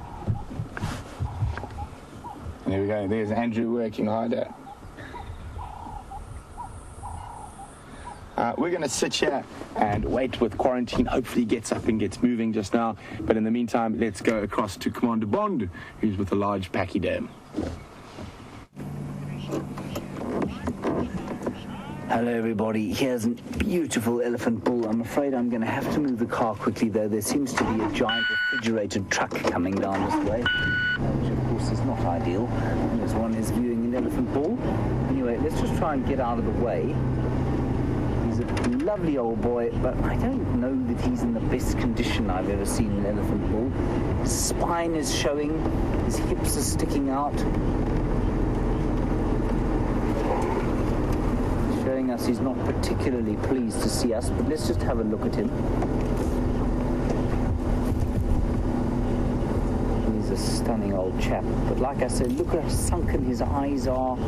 He just doesn't look to be in great condition. He's very close now. He's only about 20 feet from us.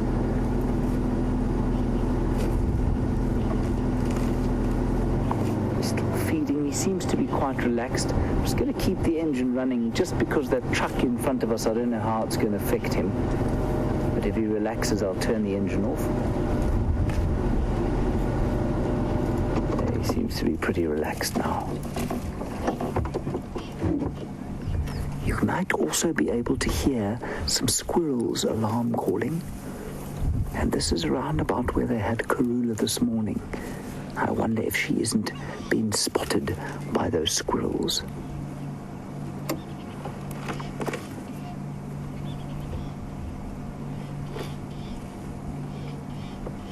Isn't he lovely?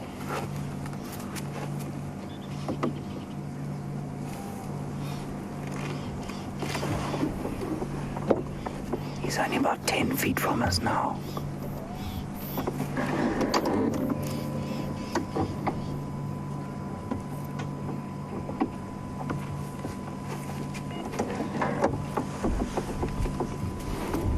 Does get the heart rate going, I have to tell you. Even though he's not showing any signs of aggression, he is about 5.5 tons of animal. It is just spectacular.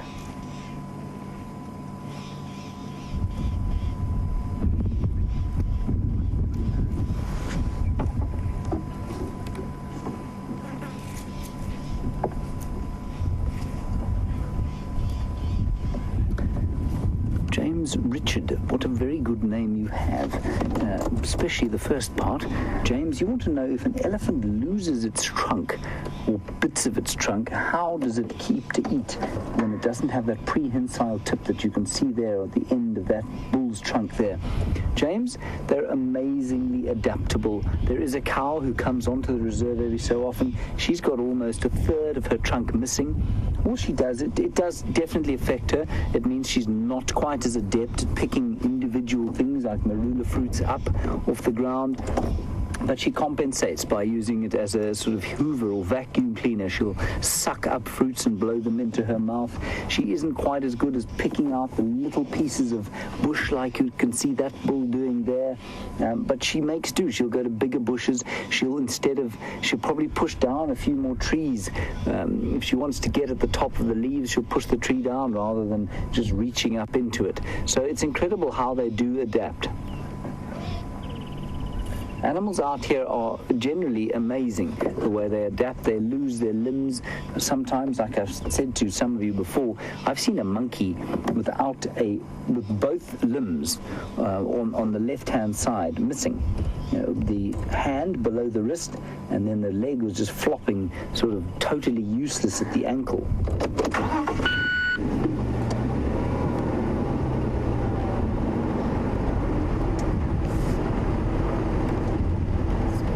Closer.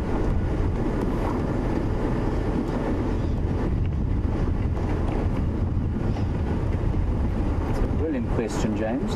Thank you for that. And he's now, if you're wondering what that telegraph pole was, he's sitting on the main access road between, it's called the Triple M break, but it's basically between now Simbambili and Juma.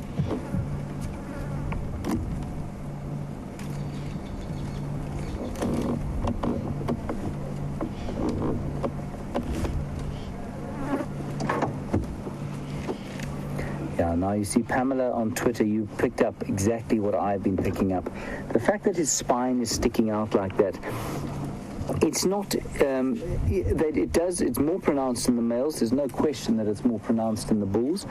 But this one, I think, is definitely lacking in nutrition. His hips are sticking out. He looks pretty saggy. Well, lots of elephants look a bit saggy, but this one really doesn't look to be in great condition. Know why. He's not that old, he's certainly not that big. He's not small by any stretch of the imagination, but he's not big.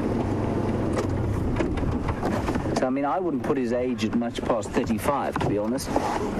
So Pamela, I really don't know. I'm not going to chase him in there. He's going through some pretty thick bush. So I'm just going to let him go past there, and there is this enormous refrigerator truck now going past us. I think we've lost our focus again. Let's try and head across to Brent. I'll just get an idea if we can get across to him, and we'll try and refix.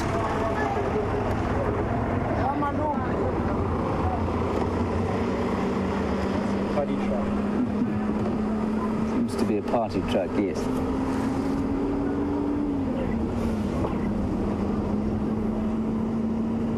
Sorry, Christy, I missed your question there.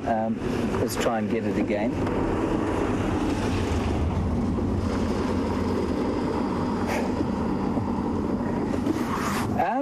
Christy, it's a very good question why we sit here, having been faced with a 5.5-ton elephant bull.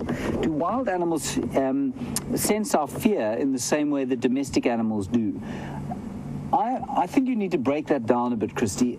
I don't believe that necessarily that wild animals can sense our fear, at least domestic animals. I definitely believe that they can read our body language. That makes a huge difference. They're able to pick up very subtle changes and turns, and whether your body language is saying I'm afraid of you or not afraid of you. Wild animals are exactly the same. Yes, I do think that there is a little piece, though, that they do sense. Absolutely. They can sense an energy, especially with elephants. They can sense an energy from people when they are nervous, when they're not nervous, and sometimes they react and sometimes they don't. All right, let's head across to Brent. We'll try and fix our focus, and we'll see you just now.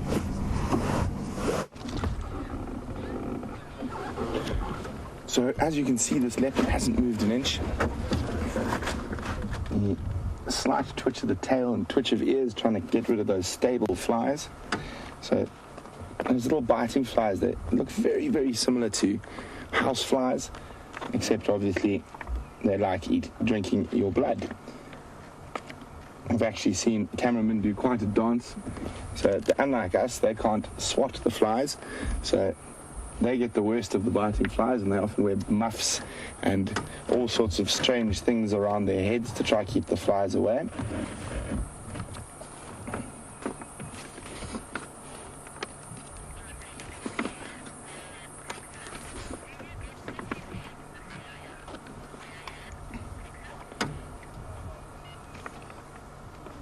So Marianne, who's sitting in the Lone Star state of Texas, is wondering, do we get tsetse flies in this area?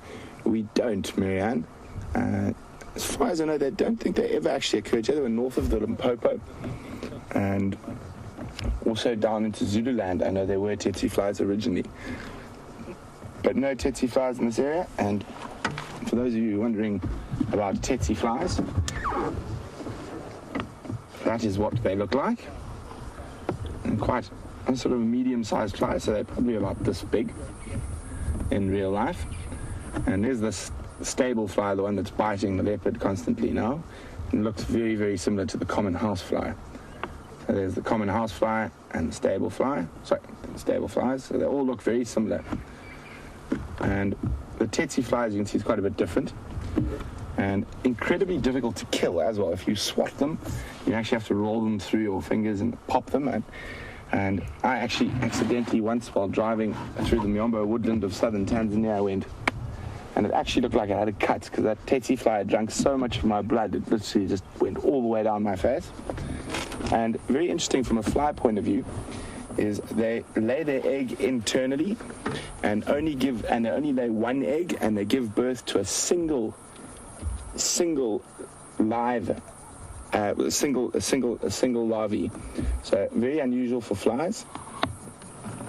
We normally lay thousands of eggs in feces and carrion.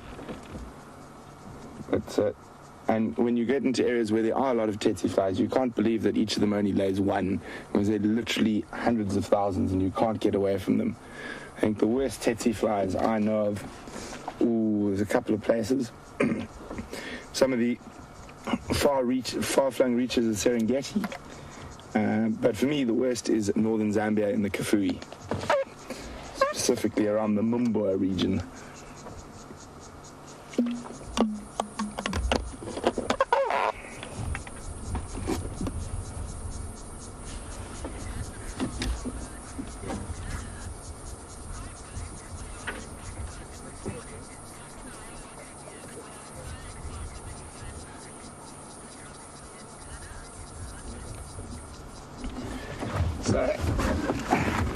A big hello to HT, Hayden Turner, one of our presenters who's back in London, and he's sitting watching the show with his son Jack. Hi Jack, great to have you with us guys. And HT, has your favorite leopard? HT says he's really excited to have Quarantine back. Hopefully he hangs around for a bit. Oh, he's now rolled over away from us.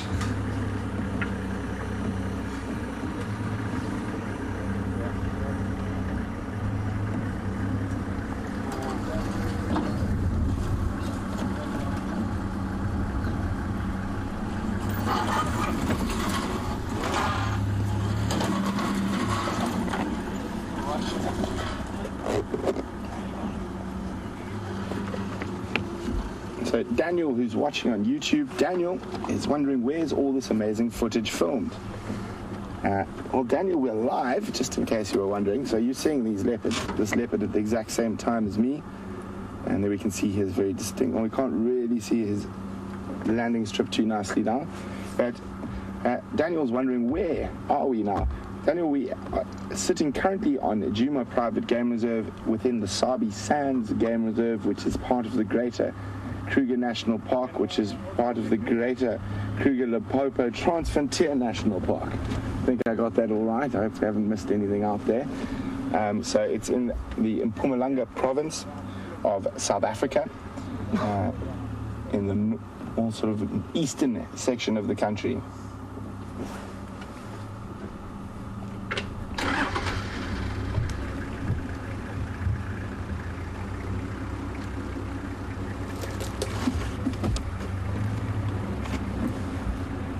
There he goes. Tax.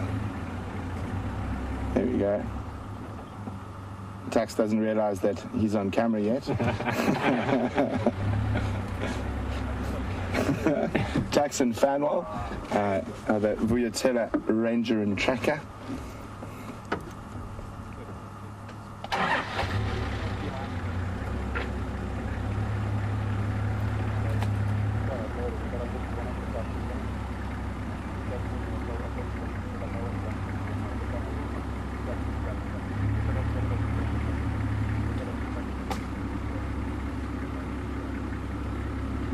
So we'll try reposition. We'll just wait for Tax to finish moving before we move our vehicle as well.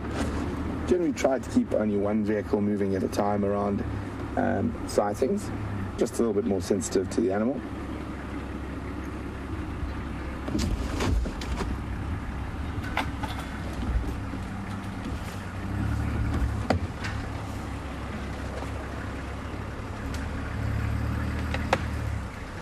So a warm SafariLIVE welcome to Orlando, who's a new viewer.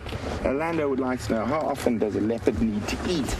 Orlando, well, generally probably about once a week if it's a sizable carcass, but there are opportunities. They will catch rats, squirrels, any little thing when they get the opportunity to. But generally only once a week. Okay, looks like Tax is on his way.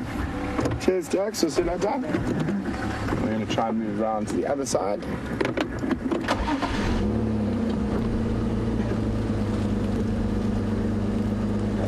It doesn't look like Mr. Q's going to move at all for the next while.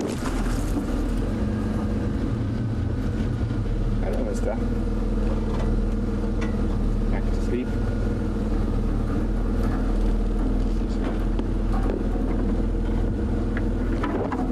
He's seen something in front of us there, haven't you?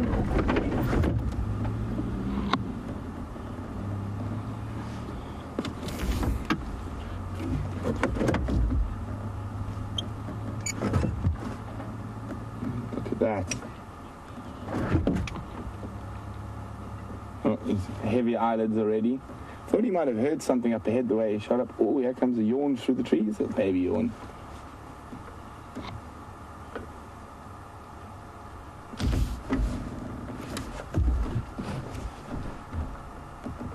Oh, look at those eyes. They almost look like they stare straight through you.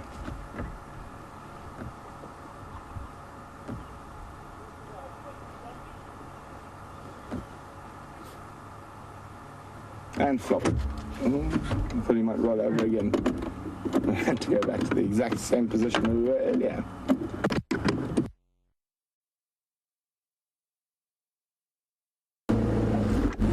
Watch yourself there, Andrew. Back under the branch. You got? All good. That's the joys of these short wheel-based vehicles. We can sneak through gaps that those big other game drive vehicles wouldn't be able to.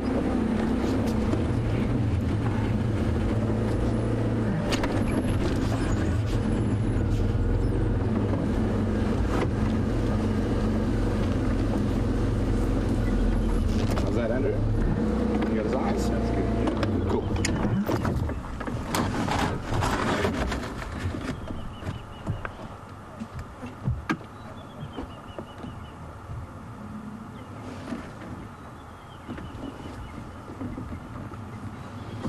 He is hearing something behind us.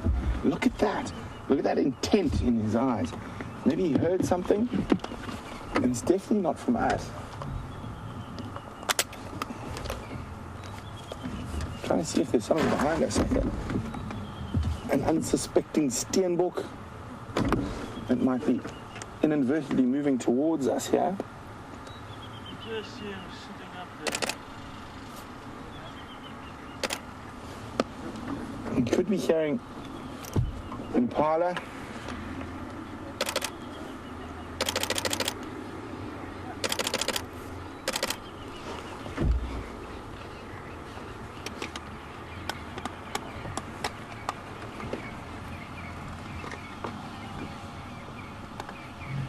He's definitely heard something. And And he's moving off behind me now. I'm going to have to turn the vehicle around. I think he might be hearing Mother Impala communicating with their babies, that sort of grunting. Oh, beautiful shot. Nice work, Andrew. With that lovely backlighting, I hope you guys are getting fantastic screenshots from this.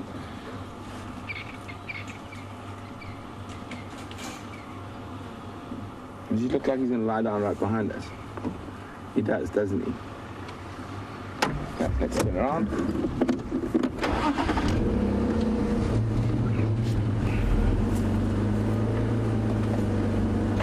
He did. He just moved slightly. I'm sure he heard something. I wonder what it was.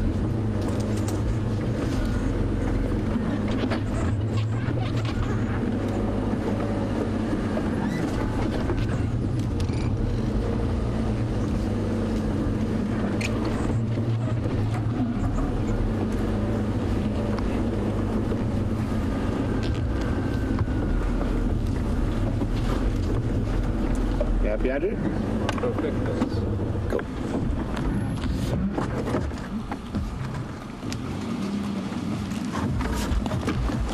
So there we go. You can have a look at that pound sign above his left eye. I'm afraid I still don't see the stick man.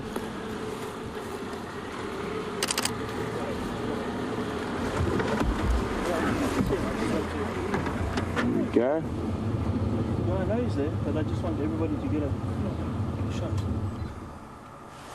So Craig's joined us. Hello, Craigie. I knew he was there.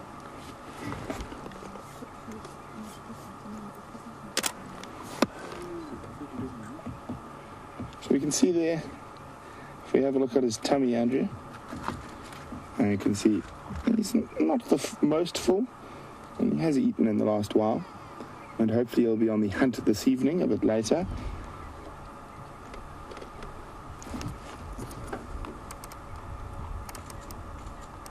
Make sure your door's locked. You don't want to come in.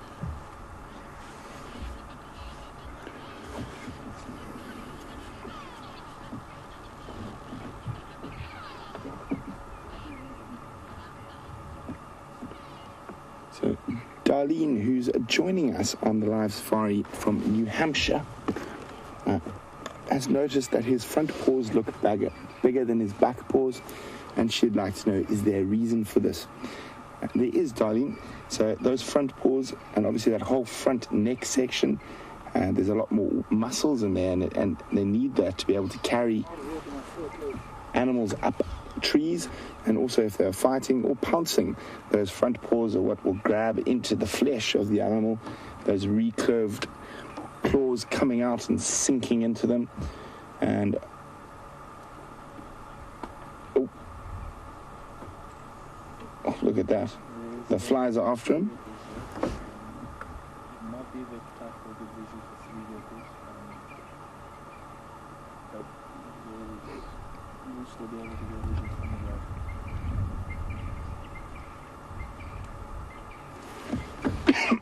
Excuse me, guys.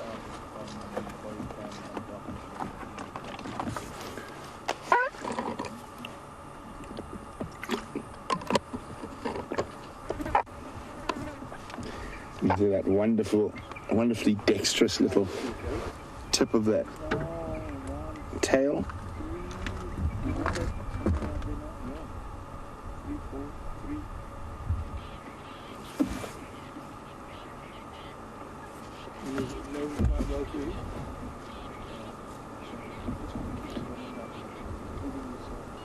So Dave Hill, who's a bit late jumping on the back of the vehicle and has just started watching, would like to know which leopard this is. Dave, it is the Quarantine male leopard.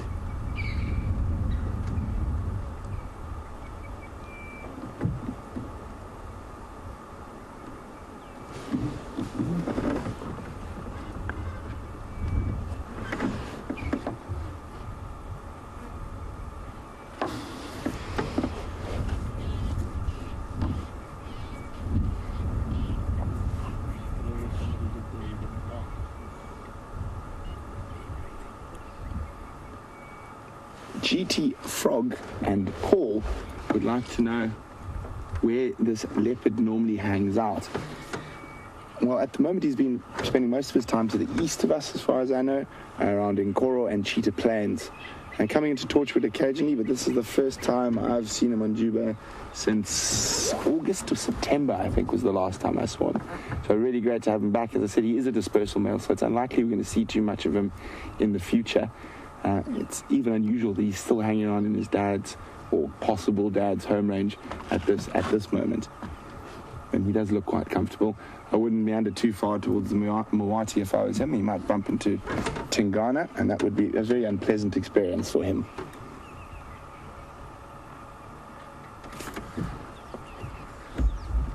So while we sit here with this flat cat, let's go across to Commander Bond, who's at the hyena den, and it's active.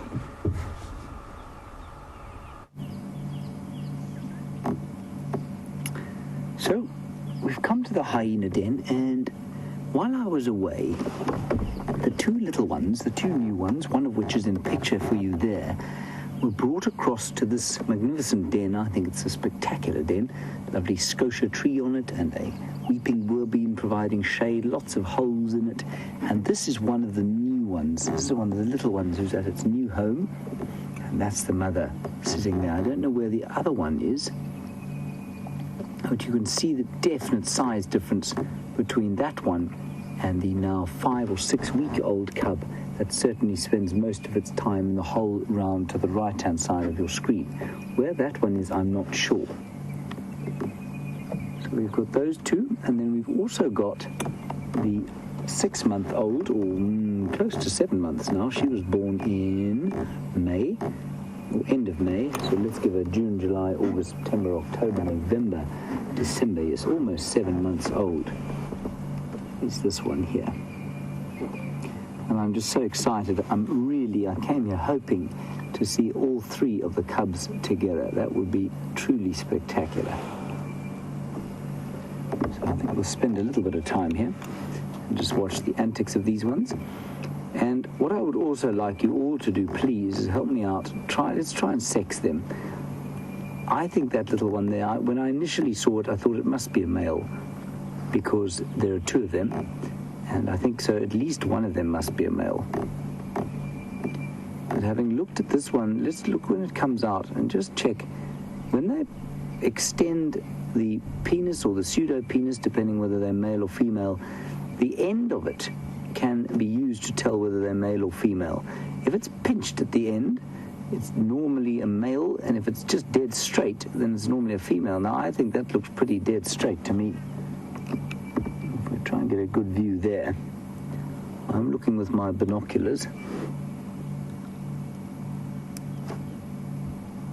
There we go. You see, I think that's a little female. So if that is a female, it's highly likely that this is a low-ranking female, the mother, and that's why the male has kind of been allowed to live in this little litter of 2.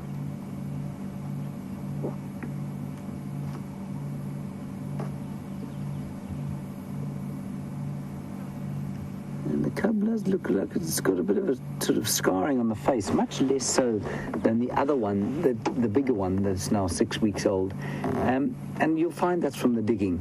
They do an enormous amount of digging as soon as they're born. They're born with teeth. They're born with their eyes open, which is very unusual for a carnivore. And I think that's probably why there's so much sort of hair removal or hair loss on the face there. Very brave little thing, this. I'm just hoping that the other one is still alive and hasn't been lost somewhere. Such a sweet little thing.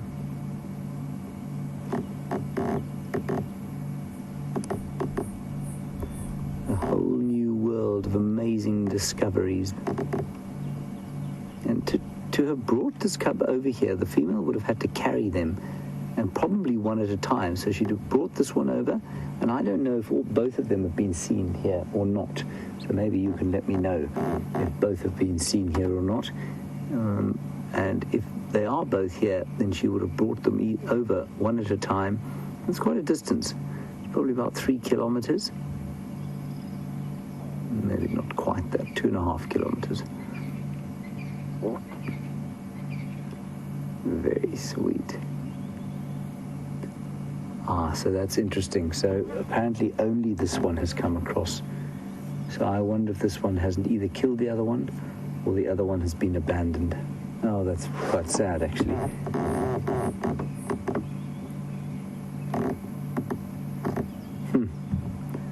That'll be interesting to find out. It actually would be worth going to the other den just to see if we can't see the carcass of the other one.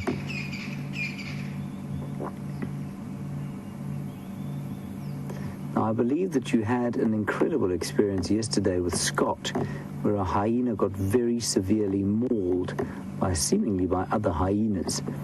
And Karen and Shell, you want to know if we have any updates on that? I'm afraid we don't. We haven't seen her again. I know the guys have been looking out for her while I was gone, but certainly I have got no further updates on that, I'm afraid. It's not easy, you know, and I'm sure the guys would have told you this too, but the hyenas have some of the most fierce intra-specific competition over food of any other animal. And yeah, it's not unusual for them to fight and do each other serious damage. And as Brent was saying to me today, he thought maybe, you know, when the matriarch gets a bit older and she starts to lose condition, she will take it out on a couple of subordinate females maybe, and really, or males even, and do them severe damage just to kind of reassert her authority. And perhaps that's what happened.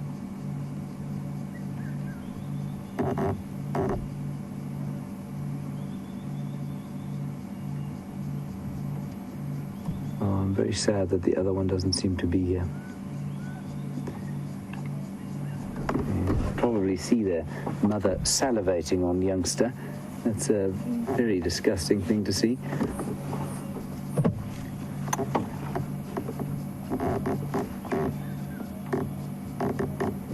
Now, Autumn, you were speaking to us on Twitter and you're worried about a very interesting subject which basically could translate to the predator hierarchy. And you say that what you're worried that the leopards are not going to breed as successfully with all these scavenging hyenas around. Autumn, it's a valid fear, sort of. There aren't an unusual number of hyenas around here. It's not that unusual. And I think you'll find that the leopard's breeding will only be affected probably by the number of lions that there are around the place. I really don't think the hyenas would affect it too much. And, yeah, so the leopards are very good at staying secluded, staying secreted away. And I don't think the hyenas would make a tremendous difference to it. If the concentrations were very high, then yes. But the concentrations are not that high here, you know. We've just been very lucky because we've got them at this den. So it looks like there are hundreds of them all over the place.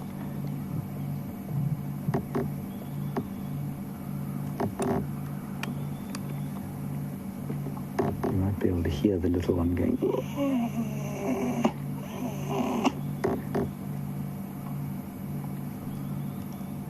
Not very happy at having the evening bath.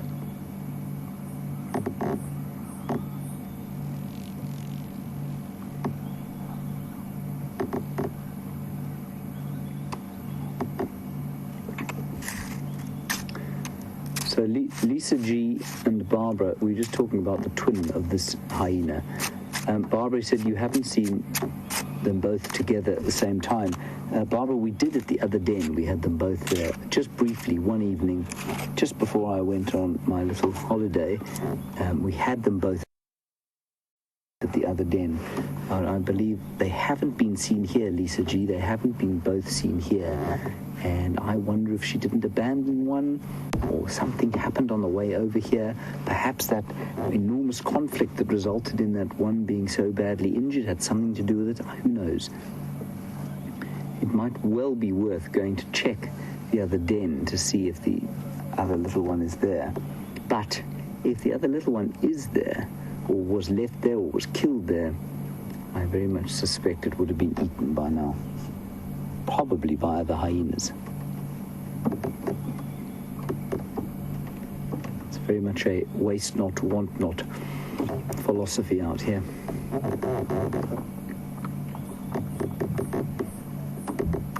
I'm so looking forward to watching two of them grow up. I was keeping an eye out on the other side of the den there for signs of the 6-week-old. I don't think she will come out unless her mother is here, though.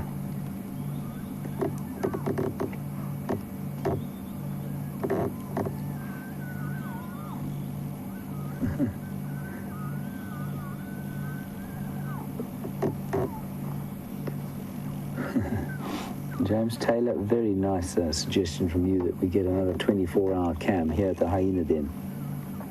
I agree with you, James, but for the fact that as soon as you put it up here, of course, they'll probably move dens. It's not it would actually be a fairly simple process if we could find one that was totally solar powered. We could just stick it on a tree here in front of us. We might do that one day, James.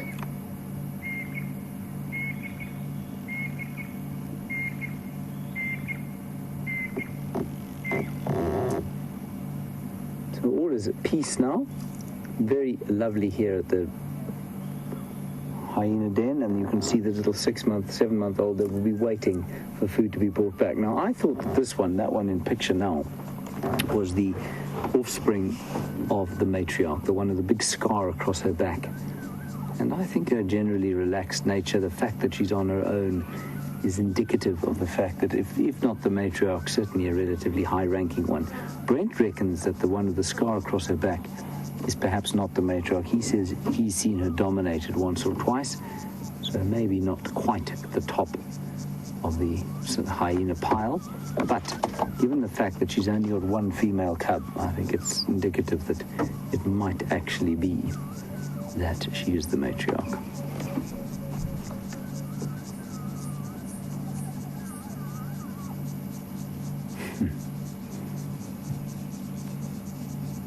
Might also be able to hear that harsh buzzing sound of the spider hunting wasp. And Vanessa G, yes, absolutely, we're definitely going to check the other hyena den at some stage. I think probably just before we close down tonight, I'll pop down there. We're not too far from there, like I say, about 2.5 kilometers, which in miles is about 1.8 miles.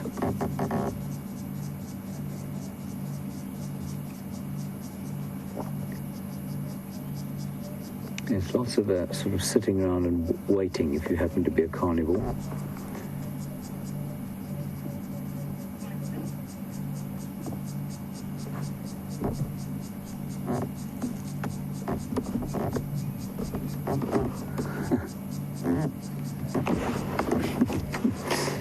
Wilma, in the Netherlands, we're looking at hyenas, which of course are more closely related to cats than they are to dogs. But you want to know why it is that wild dogs and domestic dogs lift their legs to pee. Is there some reason for that?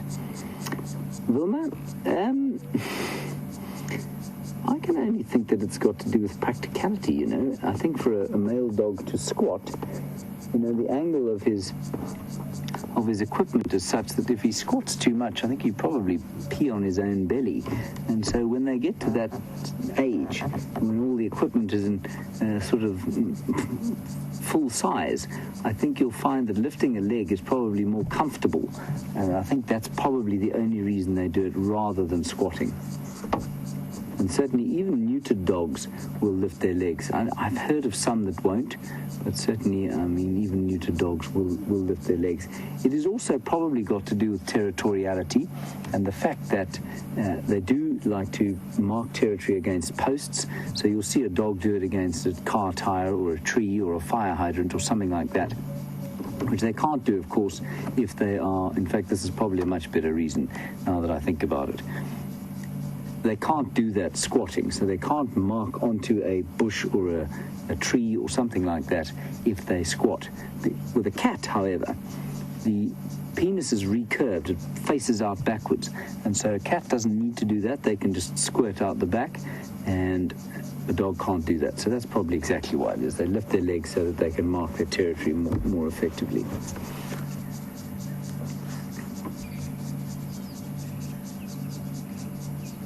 Never thought about that before. Thank you.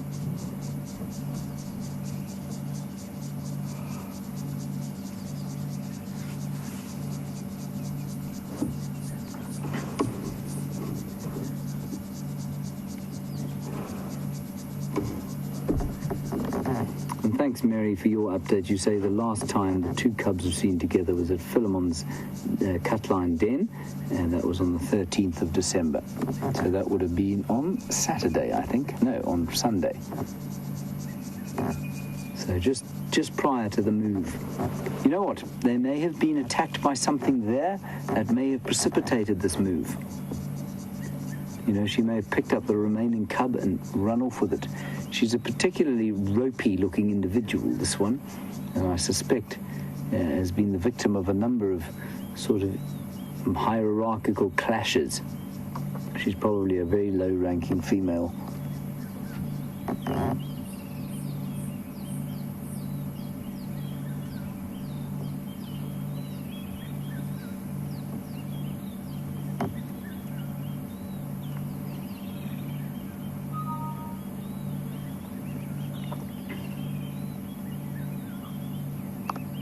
There's another hyena there.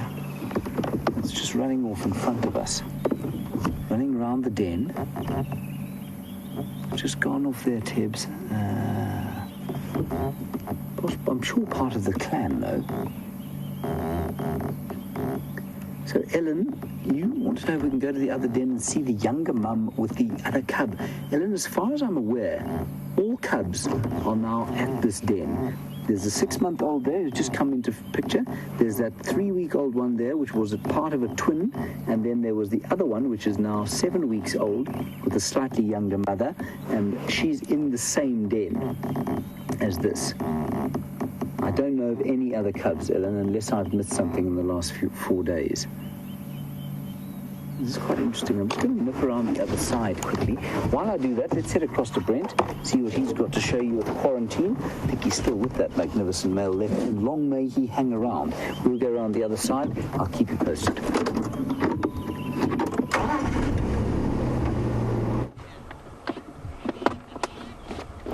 And as you can see in this blistering heat, this leopard has not moved an inch. So it sounds like you guys were having fun behind a den with James, but we're back here with the quarantine male leopard. Hopefully he's going to get moving before it's dark. I'm hoping he might head to some of the mud wallows that aren't too far from here and go have a drink.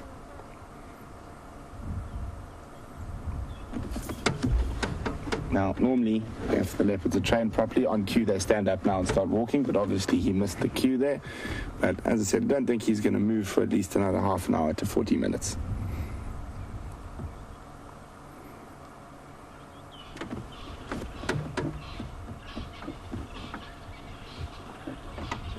So now it's Andrew, test Andrew. Oh, it came right. There was a nice big dragonfly buzzing above him, but he happened to... Oh, Andrew's on the move again after the dragonfly. No, I can't see it, Andrew. He's too far, I think. Oh, there we go. Well done, Andrew. Oh, whoop. So can you believe dragonflies were one of the most dominant predators on the earth during the Triassic period? They used to be about the size of a leopard. Can you imagine that? And incredibly strong and vicious little hunters, dragonflies.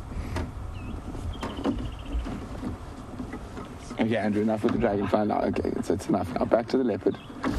Sorry about that. There we go. You got to keep the cameraman stimulated, otherwise they get bored and start doing strange things. And we can see the actual underpad on that front foot there quite nicely. And that's what we track when we say we're tracking leopards. We find those footprints left by that beautiful underside. You can see he's got quite dusty feet. And you can see the long vibrissae, or whiskers.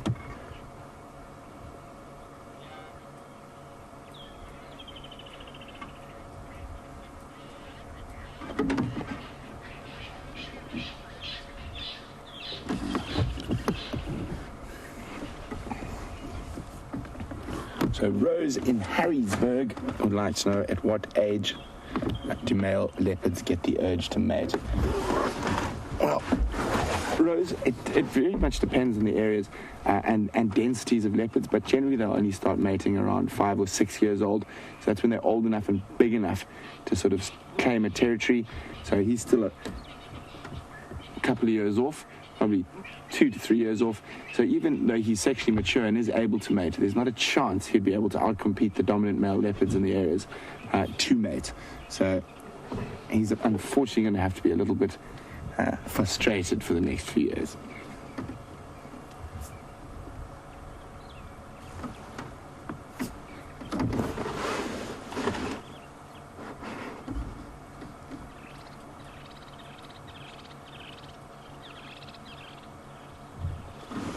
Just that occasional ear twitch from the stable flies.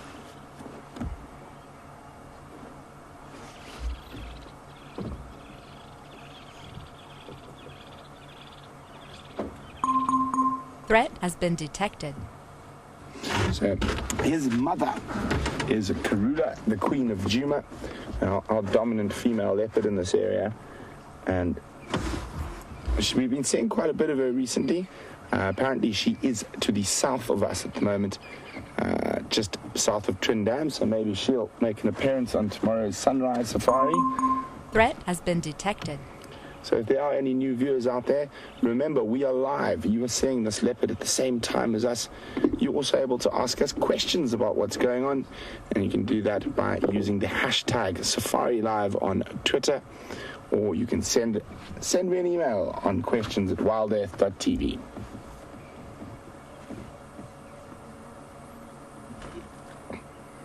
This is one of the leopards we've probably spent the most time with when I first started. We've had some incredible sightings with this particular male. I was with Brian and we saw him chase 2 male cheetah. That was fantastic. Andrew, what's your favorite quarantine sighting? Wasn't it Quarantine who jumped up and tried to swipe the guinea fowl? Yes, that was amazing sighting Andrew and I had of this leopard. We worked it out, the feet, but he jumped about 6 meters into the, almost 7 meters sort of vertically and about 4 meters up into the air, and actually swatted a guinea fowl out of the air, but by the time he got to ground, the guinea fowl had woken up and took off again. And yeah, I think that was also really, really great quarantine sighting.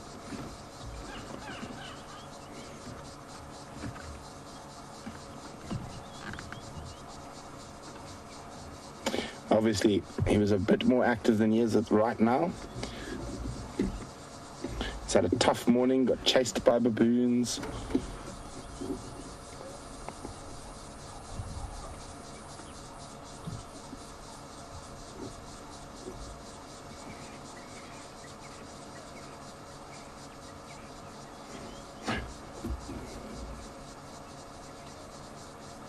So what we're looking for when he starts moving, you'll notice he might stretch a little bit, defecate, urinate, maybe start grooming a little bit, and that will be the signs that he's going to start moving. He is showing none of those signs at the moment.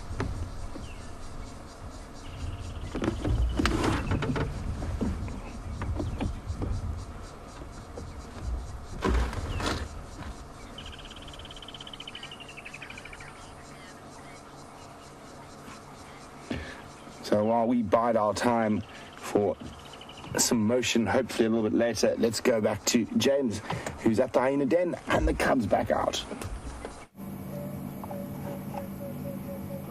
Right, welcome back everyone.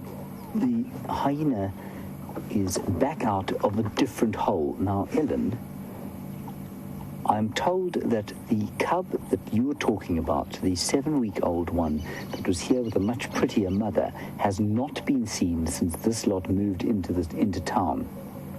And I think that's really quite interesting. I also think it's quite sad because it tells me that perhaps that big fight had some kind of effect on it, and perhaps that little one that we spent so much time watching, especially during Big Cat Week, perhaps has met its end somehow. So very distressing that, and I wonder what's gone on here.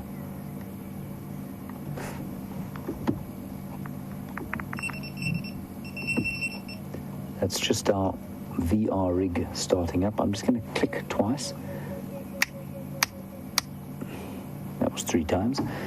That's just to sync the sound. So now we're recording with 8 different cameras.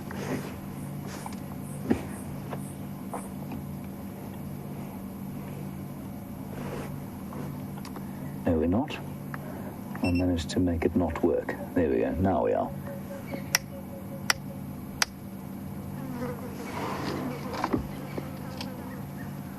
So, very difficult to say what's going on. I think what we can say almost without a doubt is that the twin of this one that is here now is no longer. What's happened to him or her, I don't know. I think we can probably safely say that if this one has come out of this hole, now it means that there's a tunnel through the bottom of this termite mound, because she didn't go into this hole. She came out of this one, went into the other one. I think this is the one where the other little 7-week-old cub used to live. I think if she's not in there, it's very difficult to see how she can still be around. I'm not going to give up hope just yet. I think it's unlikely she's still alive. Unless, you know what I am going to do before the end of today? There's another den at Aubrey's Road. We'll go and check that one, and then we'll probably also go down to Philemon's Dip. Maybe there's just been a kind of swap around. Who knows? So, Ellen, I think our best bet actually would be to go and check the one off Aubrey's Road, which is just to the northwest of us here, and see if we can't find some hyenas there.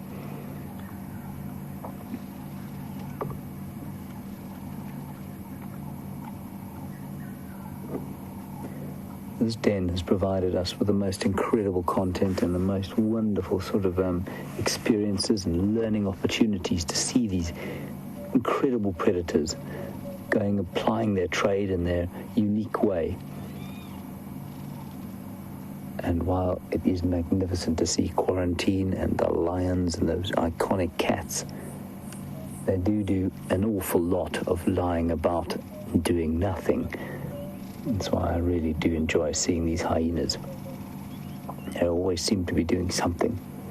Now, just before we left you last time, I said that I saw another hyena running through the bush. Looked like a very fat one. Whether it had just got up and got a fright, or whether it had approached and then got a fright, I don't know. But it looked to be in pretty good condition. But it's too thick to kind of go driving through here to find out, I'm afraid.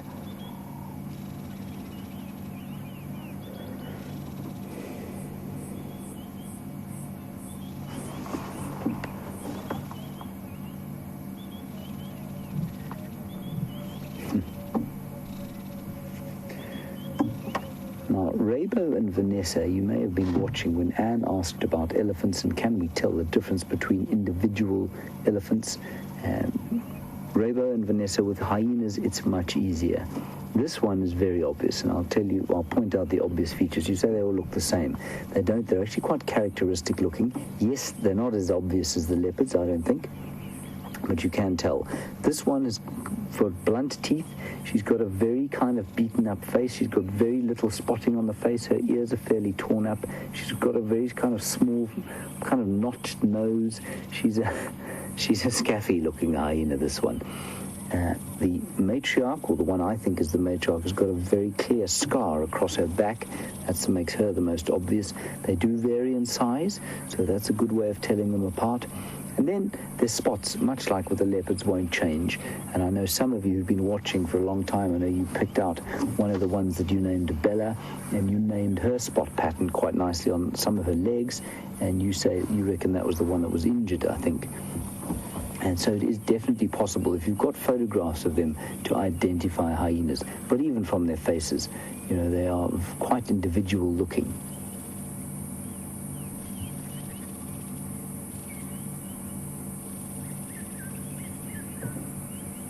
She's got very indistinct markings on her face, very kind of dark face,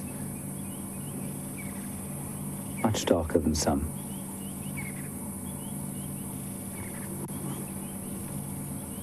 Incredibly powerful.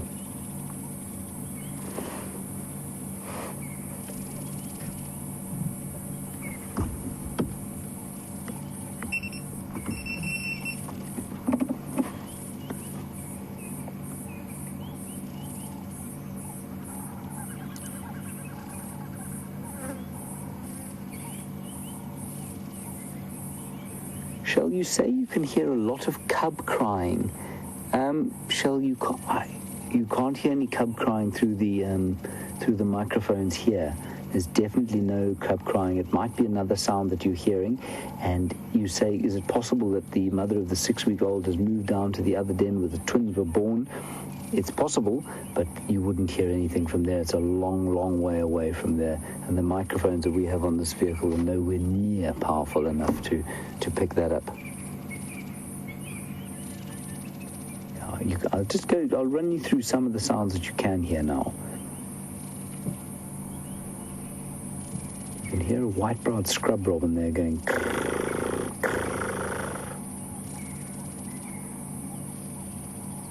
In the background, you might be able to hear the black cuckoo going. Ring-necked doves. Rattling testiculars.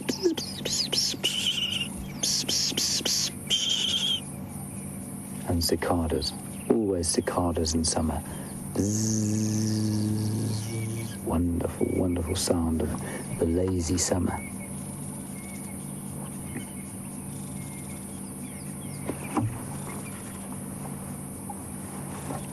So having a good feed there, and while this might sound harsh, if there's one member of this clan who won't be sad to see the back end of the twin, it will be this particular cub, because it means there's obviously no fighting over food, and she gets to monopolize all feeding opportunities.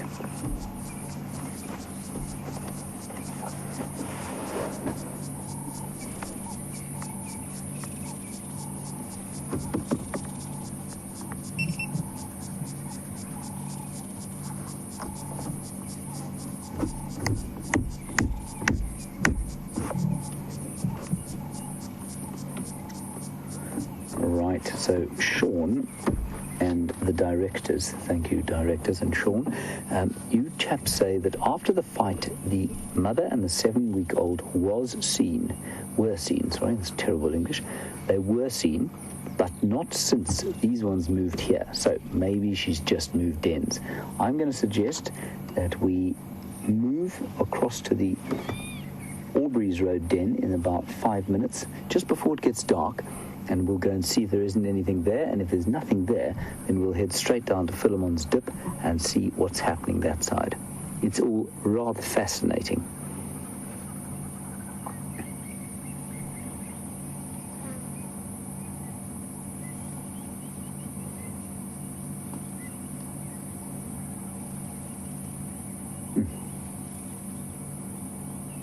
Right. I don't think there's a huge amount of action going on here now. I mean, it's wonderful to sit here, but I think before it gets dark, let's go and see if we can't find the others. So we'll send you across to Brent and Quarantine, and I will go and see the other dens, and I'll keep you posted on what's going on there. See you just now. As you can see, this leopard has not moved an inch. Again, he is lying in the exact same spot as he was when we were last here. The temperature is dropping quite nicely, so hopefully he will get mobile shortly. And as I said, I think it's still a while before he's going to get mobile. He looks very, very comfortable. It has been quite a hot day. I am hoping he gets moving before the end of the safari, but there is a possibility he might be snoozing. Or still snoozing. You can see, not even his tail is twitching, he's that fast asleep.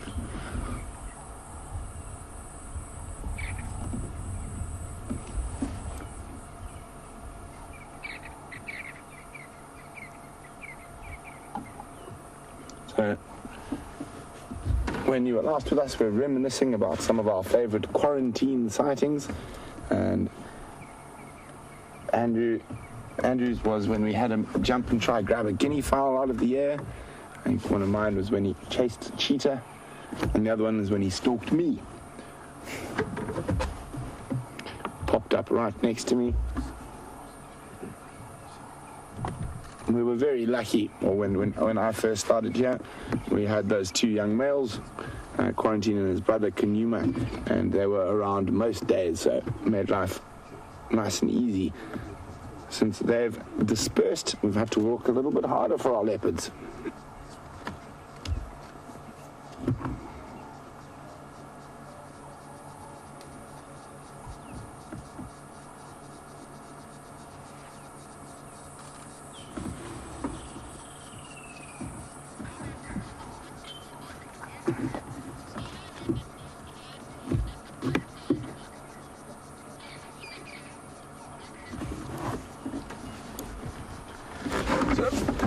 Wendy on YouTube says she remembers seeing Quarantine at the Bushbrae site. I was there. I got some fantastic photos of him actually lying on the serving table. So fast asleep, no one was around on the serving table. Concrete was a bit cooler than the bush around, so he decided to take advantage of that. That was a really fantastic sighting. That was right outside our camp as well.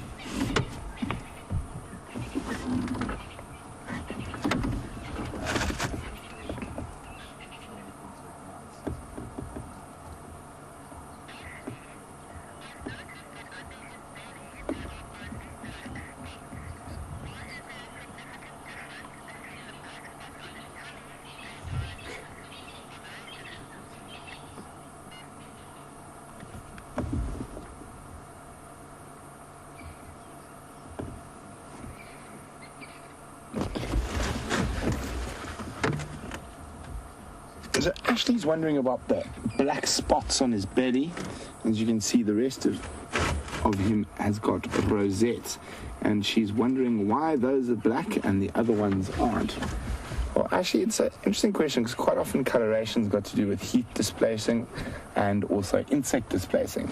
But I can't see that being valid for either of those reasons. And you can see they're quite solid compared to the rosettes. Also, the rosettes are lower down on his legs. So it could be just as they get to the extremities that starts happening. But I cannot give you a logical or scientific explanation for why he has black spots on his tummy.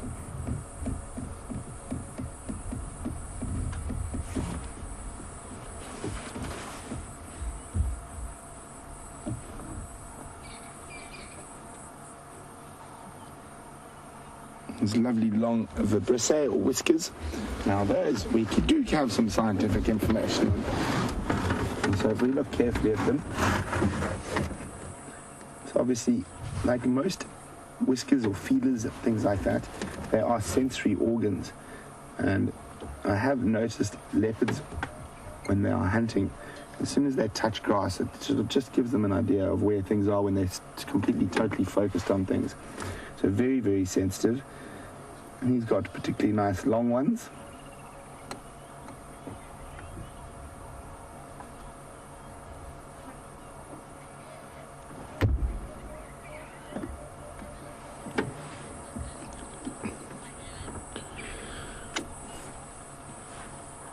Rianne, who's a new viewer, a big SafariLIVE welcome to Rianne.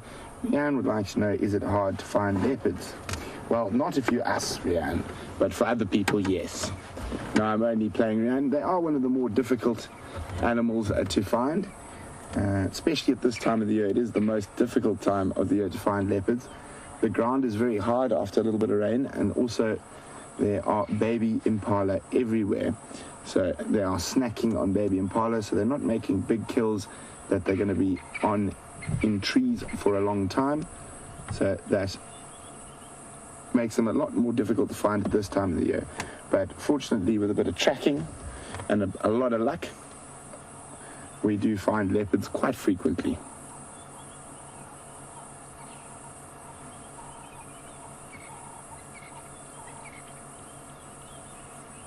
And the sun is dropped below the horizon already.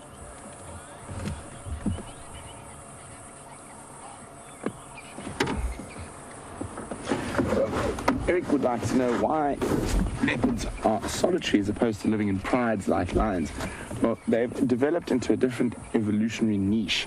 So for a leopard, as a sort of not the biggest of the cats, if they started living in prides, they'd have to hunt more and hunt probably bigger things that put them in direct competition with an animal like a lion. So and also their coloring goes along with their evolutionary niche, with that ambush sort of strategy. I mean, they will stalk up to within normally about 5 meters of prey before bursting through at about 24 meters per second. So also they can far more adaptable. So lions generally need to be either in sort of grasslands or savannas.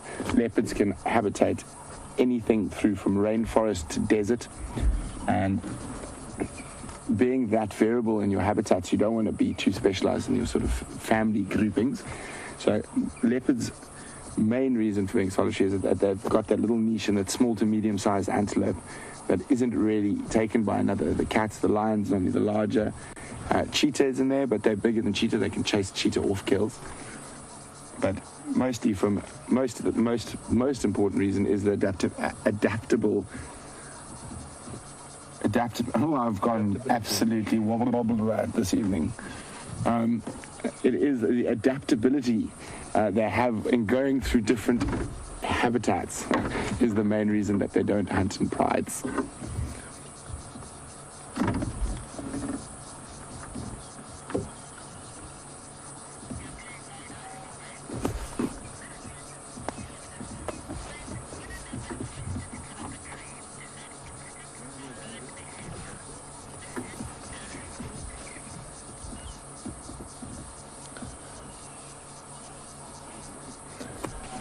It doesn't look like he's going to move at all.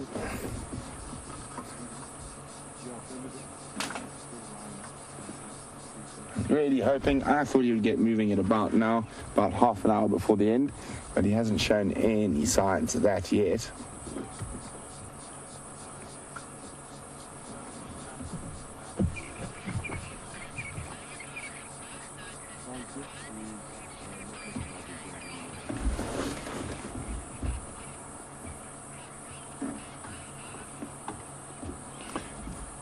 Jess, Top and Rainbow have noticed that this leopard is breathing very fast, and they're wondering why is that? Is that to keep him cool?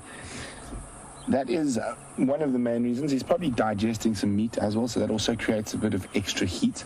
And unlike us, they're unable to sweat, so their only method of dispelling heat is by breathing fast or panting. So he's not that hot, even though he is breathing relatively quickly. Mouth is not open, he's not panting, so he's probably quite comfortable at the moment.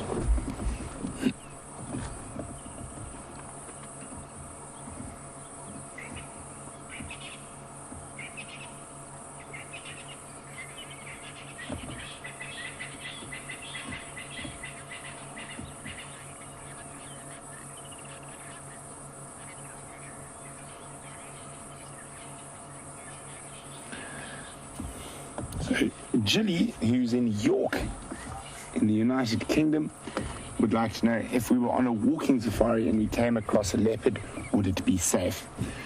Leopard, most of the time, is 100% safe. Normally, they will move away without you even spotting them. But sometimes, if you're very lucky, like with this particular leopard, I've had some amazing sightings of them on foot. And I know so has Scott and Steph. But normally they will slink away, and it is quite safe to go on a walking safari in an area where there's leopards. Excuse me.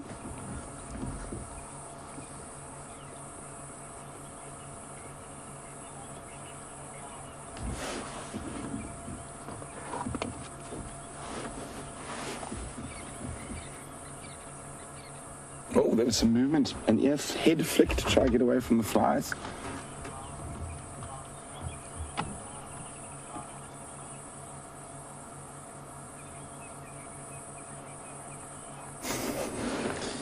Those flies, obviously, they are very painful. As I said, we get bitten by them quite often as well. Not to the same degree as this poor fella.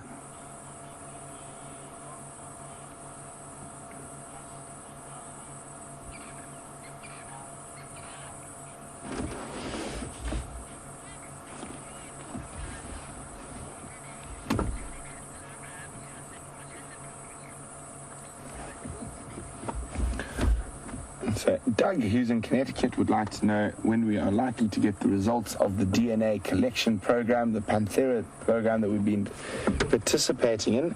For those of you who don't know what that is, we've been collecting the scat of different leopards to do a paternal test. So obviously it's very easy to know who the mom is, but it's almost impossible without DNA to know who the father of these leopards are. So Doug's wondering when that test or when the results will be out. Doug, I can't say you can hope for it to be out any time this year or next year. As with most scientific studies, it needs to go through lots and lots of checking and off to I think the different professors have to then check it again and whatnot. So I think it'll be a while. As soon as we do hear any word on any results, but I'd say I wouldn't expect them before not next year, the year after. You've got to remember all those samples need to be collected. They're then got to go up to the University of Pretoria for DNA testing. So it is not just a pick up some poo and you find out who daddy is. It's quite a long, laborious process.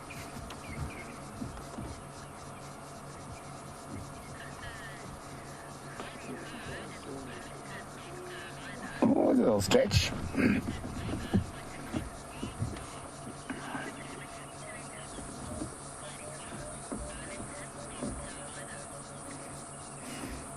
So Heidi Ho in Burlington, North Carolina, would like to know what would happen if Quarantine and his brother Kunima happened to cross paths.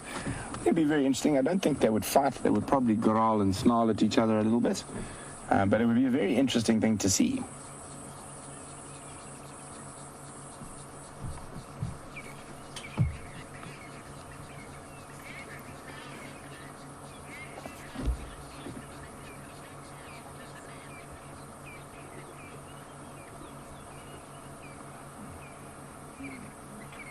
Lisa G is wondering, do female leopards have more white on the tips of their tails than males? No, Lisa, they have about the same.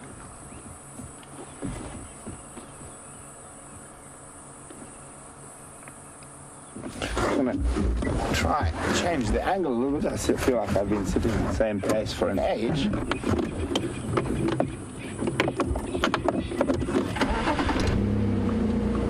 Try to see if we can have a look at his sleeping face. He might pop his head up as we move forward, just have a look at us. No, he didn't even open his eyes. That's how concerned he is with our presence.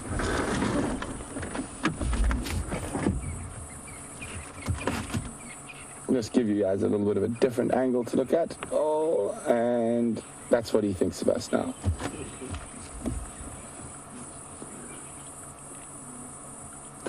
Unfortunately, we're going to have to stay here in this spot for now. There are other vehicles around us.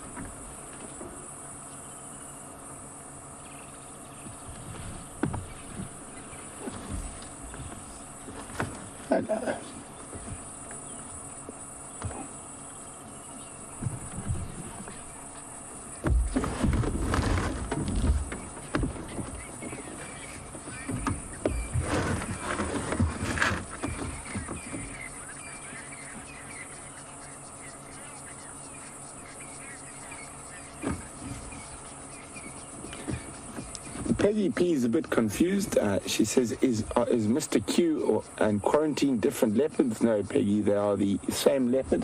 Mr. Q is just a nickname for Quarantine. Quarantine doesn't sound like the best name for a leopard. It sounds like he's about to be locked up for doing something naughty. And Peggy P also says one of Karula's litters lost their tail, had it bitten off. I'm afraid it's before my time. I have no idea about that, and it definitely wasn't this leopard.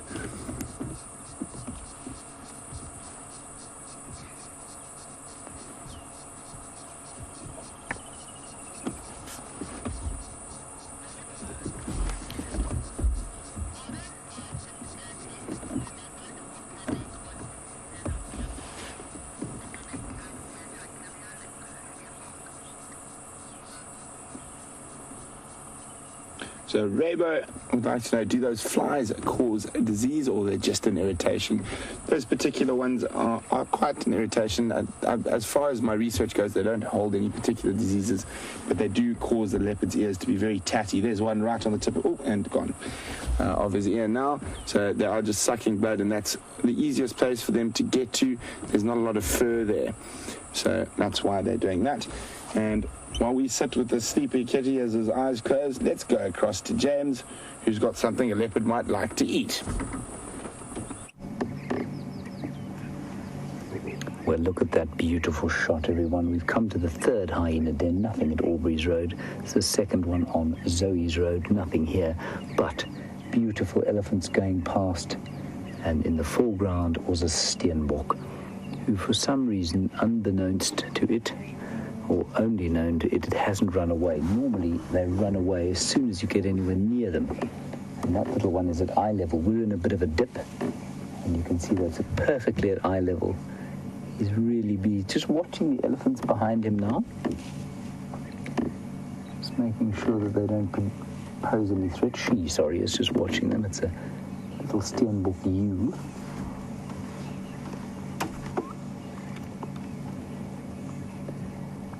And all is peace as the day starts to fade. Oh, look, there we go. Isn't that beautiful?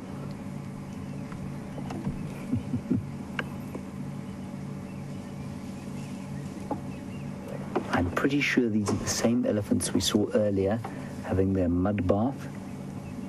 They're sort of due north of where we last saw them. So we'll just slowly cruise up onto the ridge crest here and get a nice view of them. I'm just going to start up this VR rig, and if you're wondering what that big bobble of cameras on the front is, it's called a VR rig, virtual reality, and it's sort of experimental stuff that we're trying. I have to sync it. Yeah, with my clicks. Right, now let's just go a little bit forward.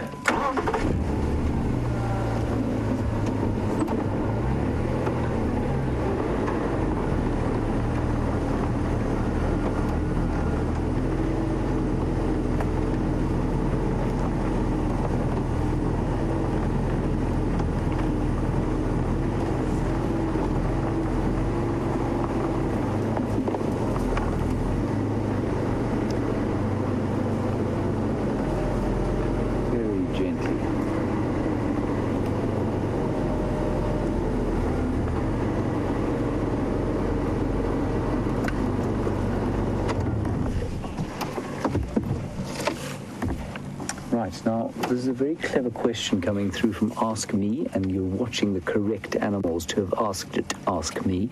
Ask Me, you want to know if there are any animals in the wild that will adopt babies that have lost their mothers, so they adopt orphans. Yes, there are. Elephants will do that. Wild dogs might do that. And lions, lionesses will adopt the cubs of other lionesses if they happen to be lactating at the same time, so, but not sort of by default.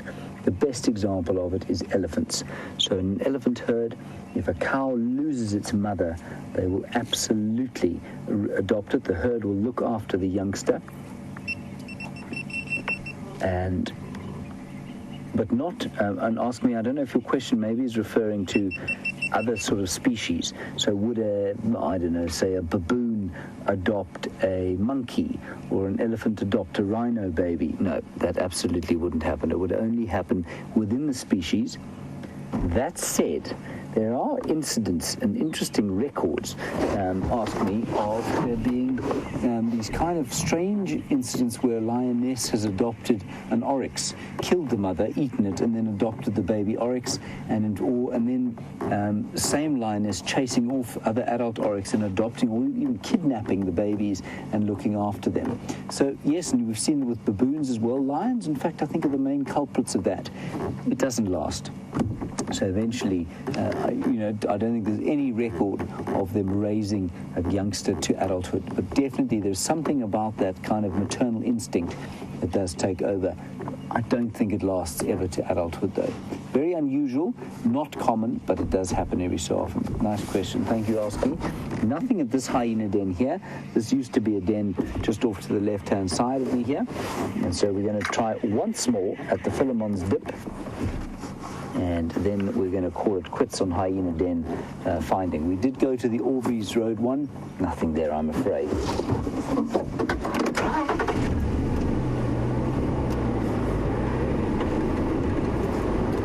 Right, we'll turn around here.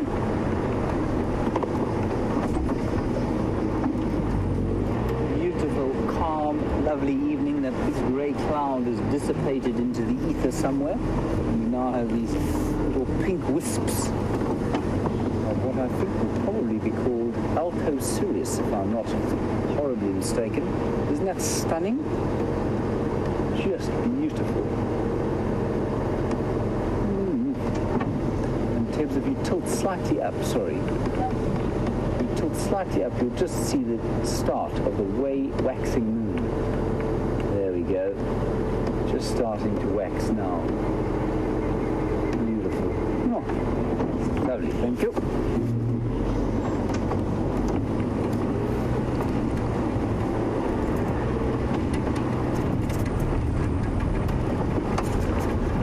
Right, one more den to check. Otherwise, we may have to go off on foot. I can see this den has also been checked. The Aubrey's Road one was checked before me. Nothing there. This one was definitely somebody drove down here, probably today or yesterday. So now we'll just go and check the Philemon's Dip one. Watch your heads, everyone.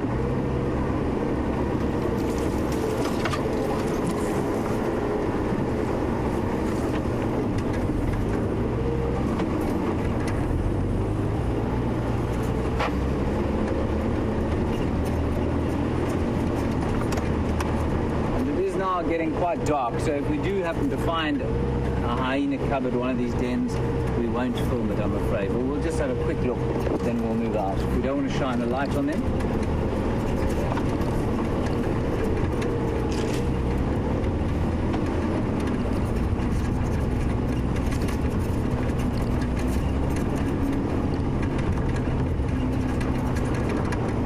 Righty, so we've come from the Aubrey's Road one, from where we last were, was only about probably 200 meters as the crow flies, so about 200 yards,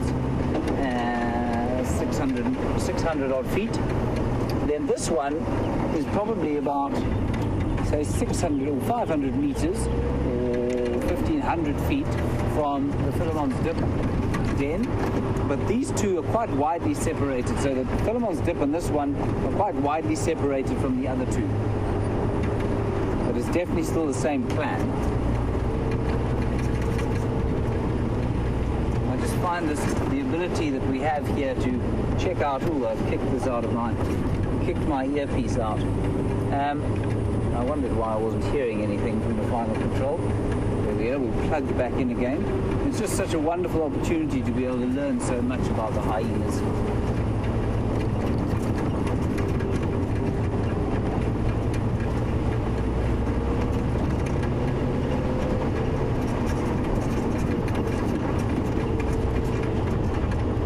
Now, deer, I know there were elephants there at that hyena den, and you wonder if there wasn't any activity there because there were elephants. Yeah, if there'd been adults there, the adults probably would have just melted off into the bush and the youngsters would have gone inside. But I think the fact that there were so many zebra and impala around that area indicates to me, especially with little ones, indicates to me that the hyenas are not there. Also, no hyena tracks heading towards that den. So, nice thought, dear. I don't think so, though.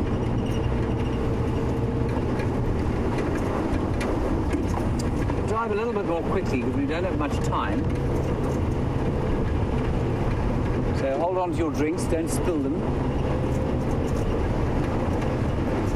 We should be at the den in about the next 3 minutes or so.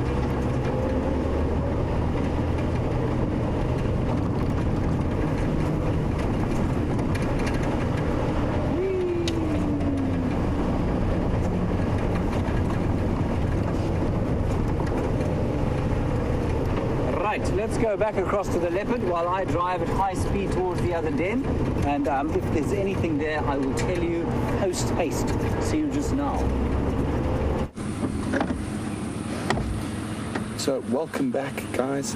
As you can see, we are still with Q-Man, who has lifted his head. At least he's not a completely flat cat at the moment. So that is a positive. He seems to be listening to what I'm saying. And so great to catch up with this leopard again after so long of not seeing him. I think he is definitely the most relaxed of all the leopards we see. You can see those flies that he's trying to flick off. And you can see he's got quite a few ticks in his ears as well. You can see the little scabs behind his ears caused by those stable flies. Oh, looks like he's getting ready to go back to sleep.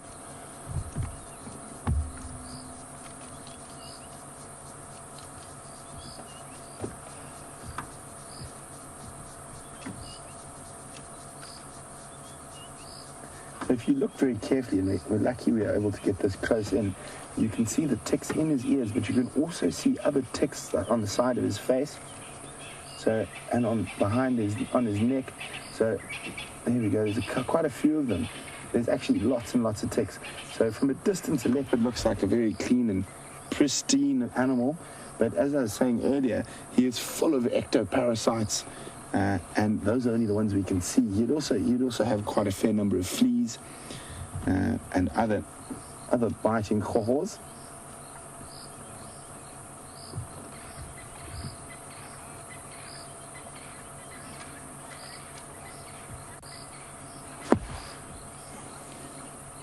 So my cameraman this evening is Andrew, who's also known as the drone commander. And Bob G is wondering, is the drone retired till next Big Cat Week or next TV shows?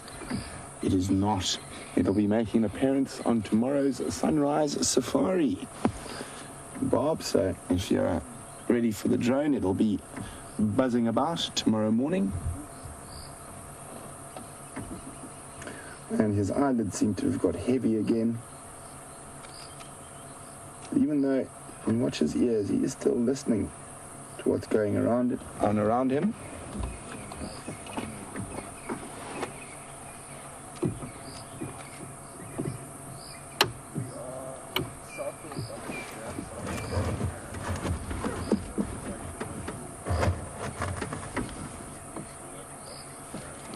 There we go, a yellow spotlight from Andrew. Give you a different tinge to your screenshots to our LED side lights.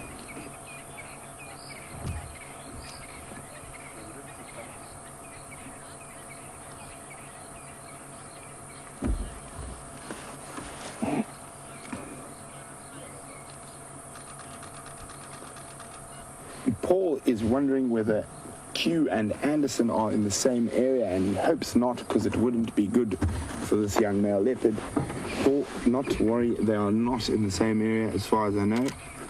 Anderson is well off to the west of us.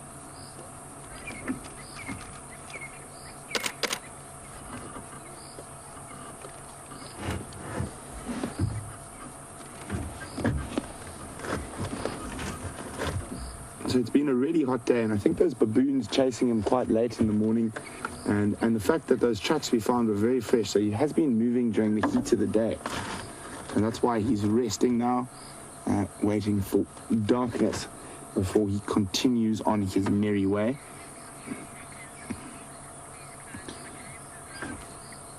So it's been an absolutely fantastic sunset safari, and thanks for joining us. We're not even going to waste time looking at me. Let's stick on this beautiful, beautiful leopard.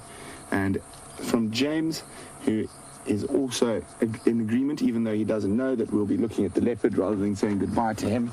So a very good goodbye from James and myself, and from Andrew. And let's just keep quiet and look at the beautiful quarantine for the last few seconds of drive.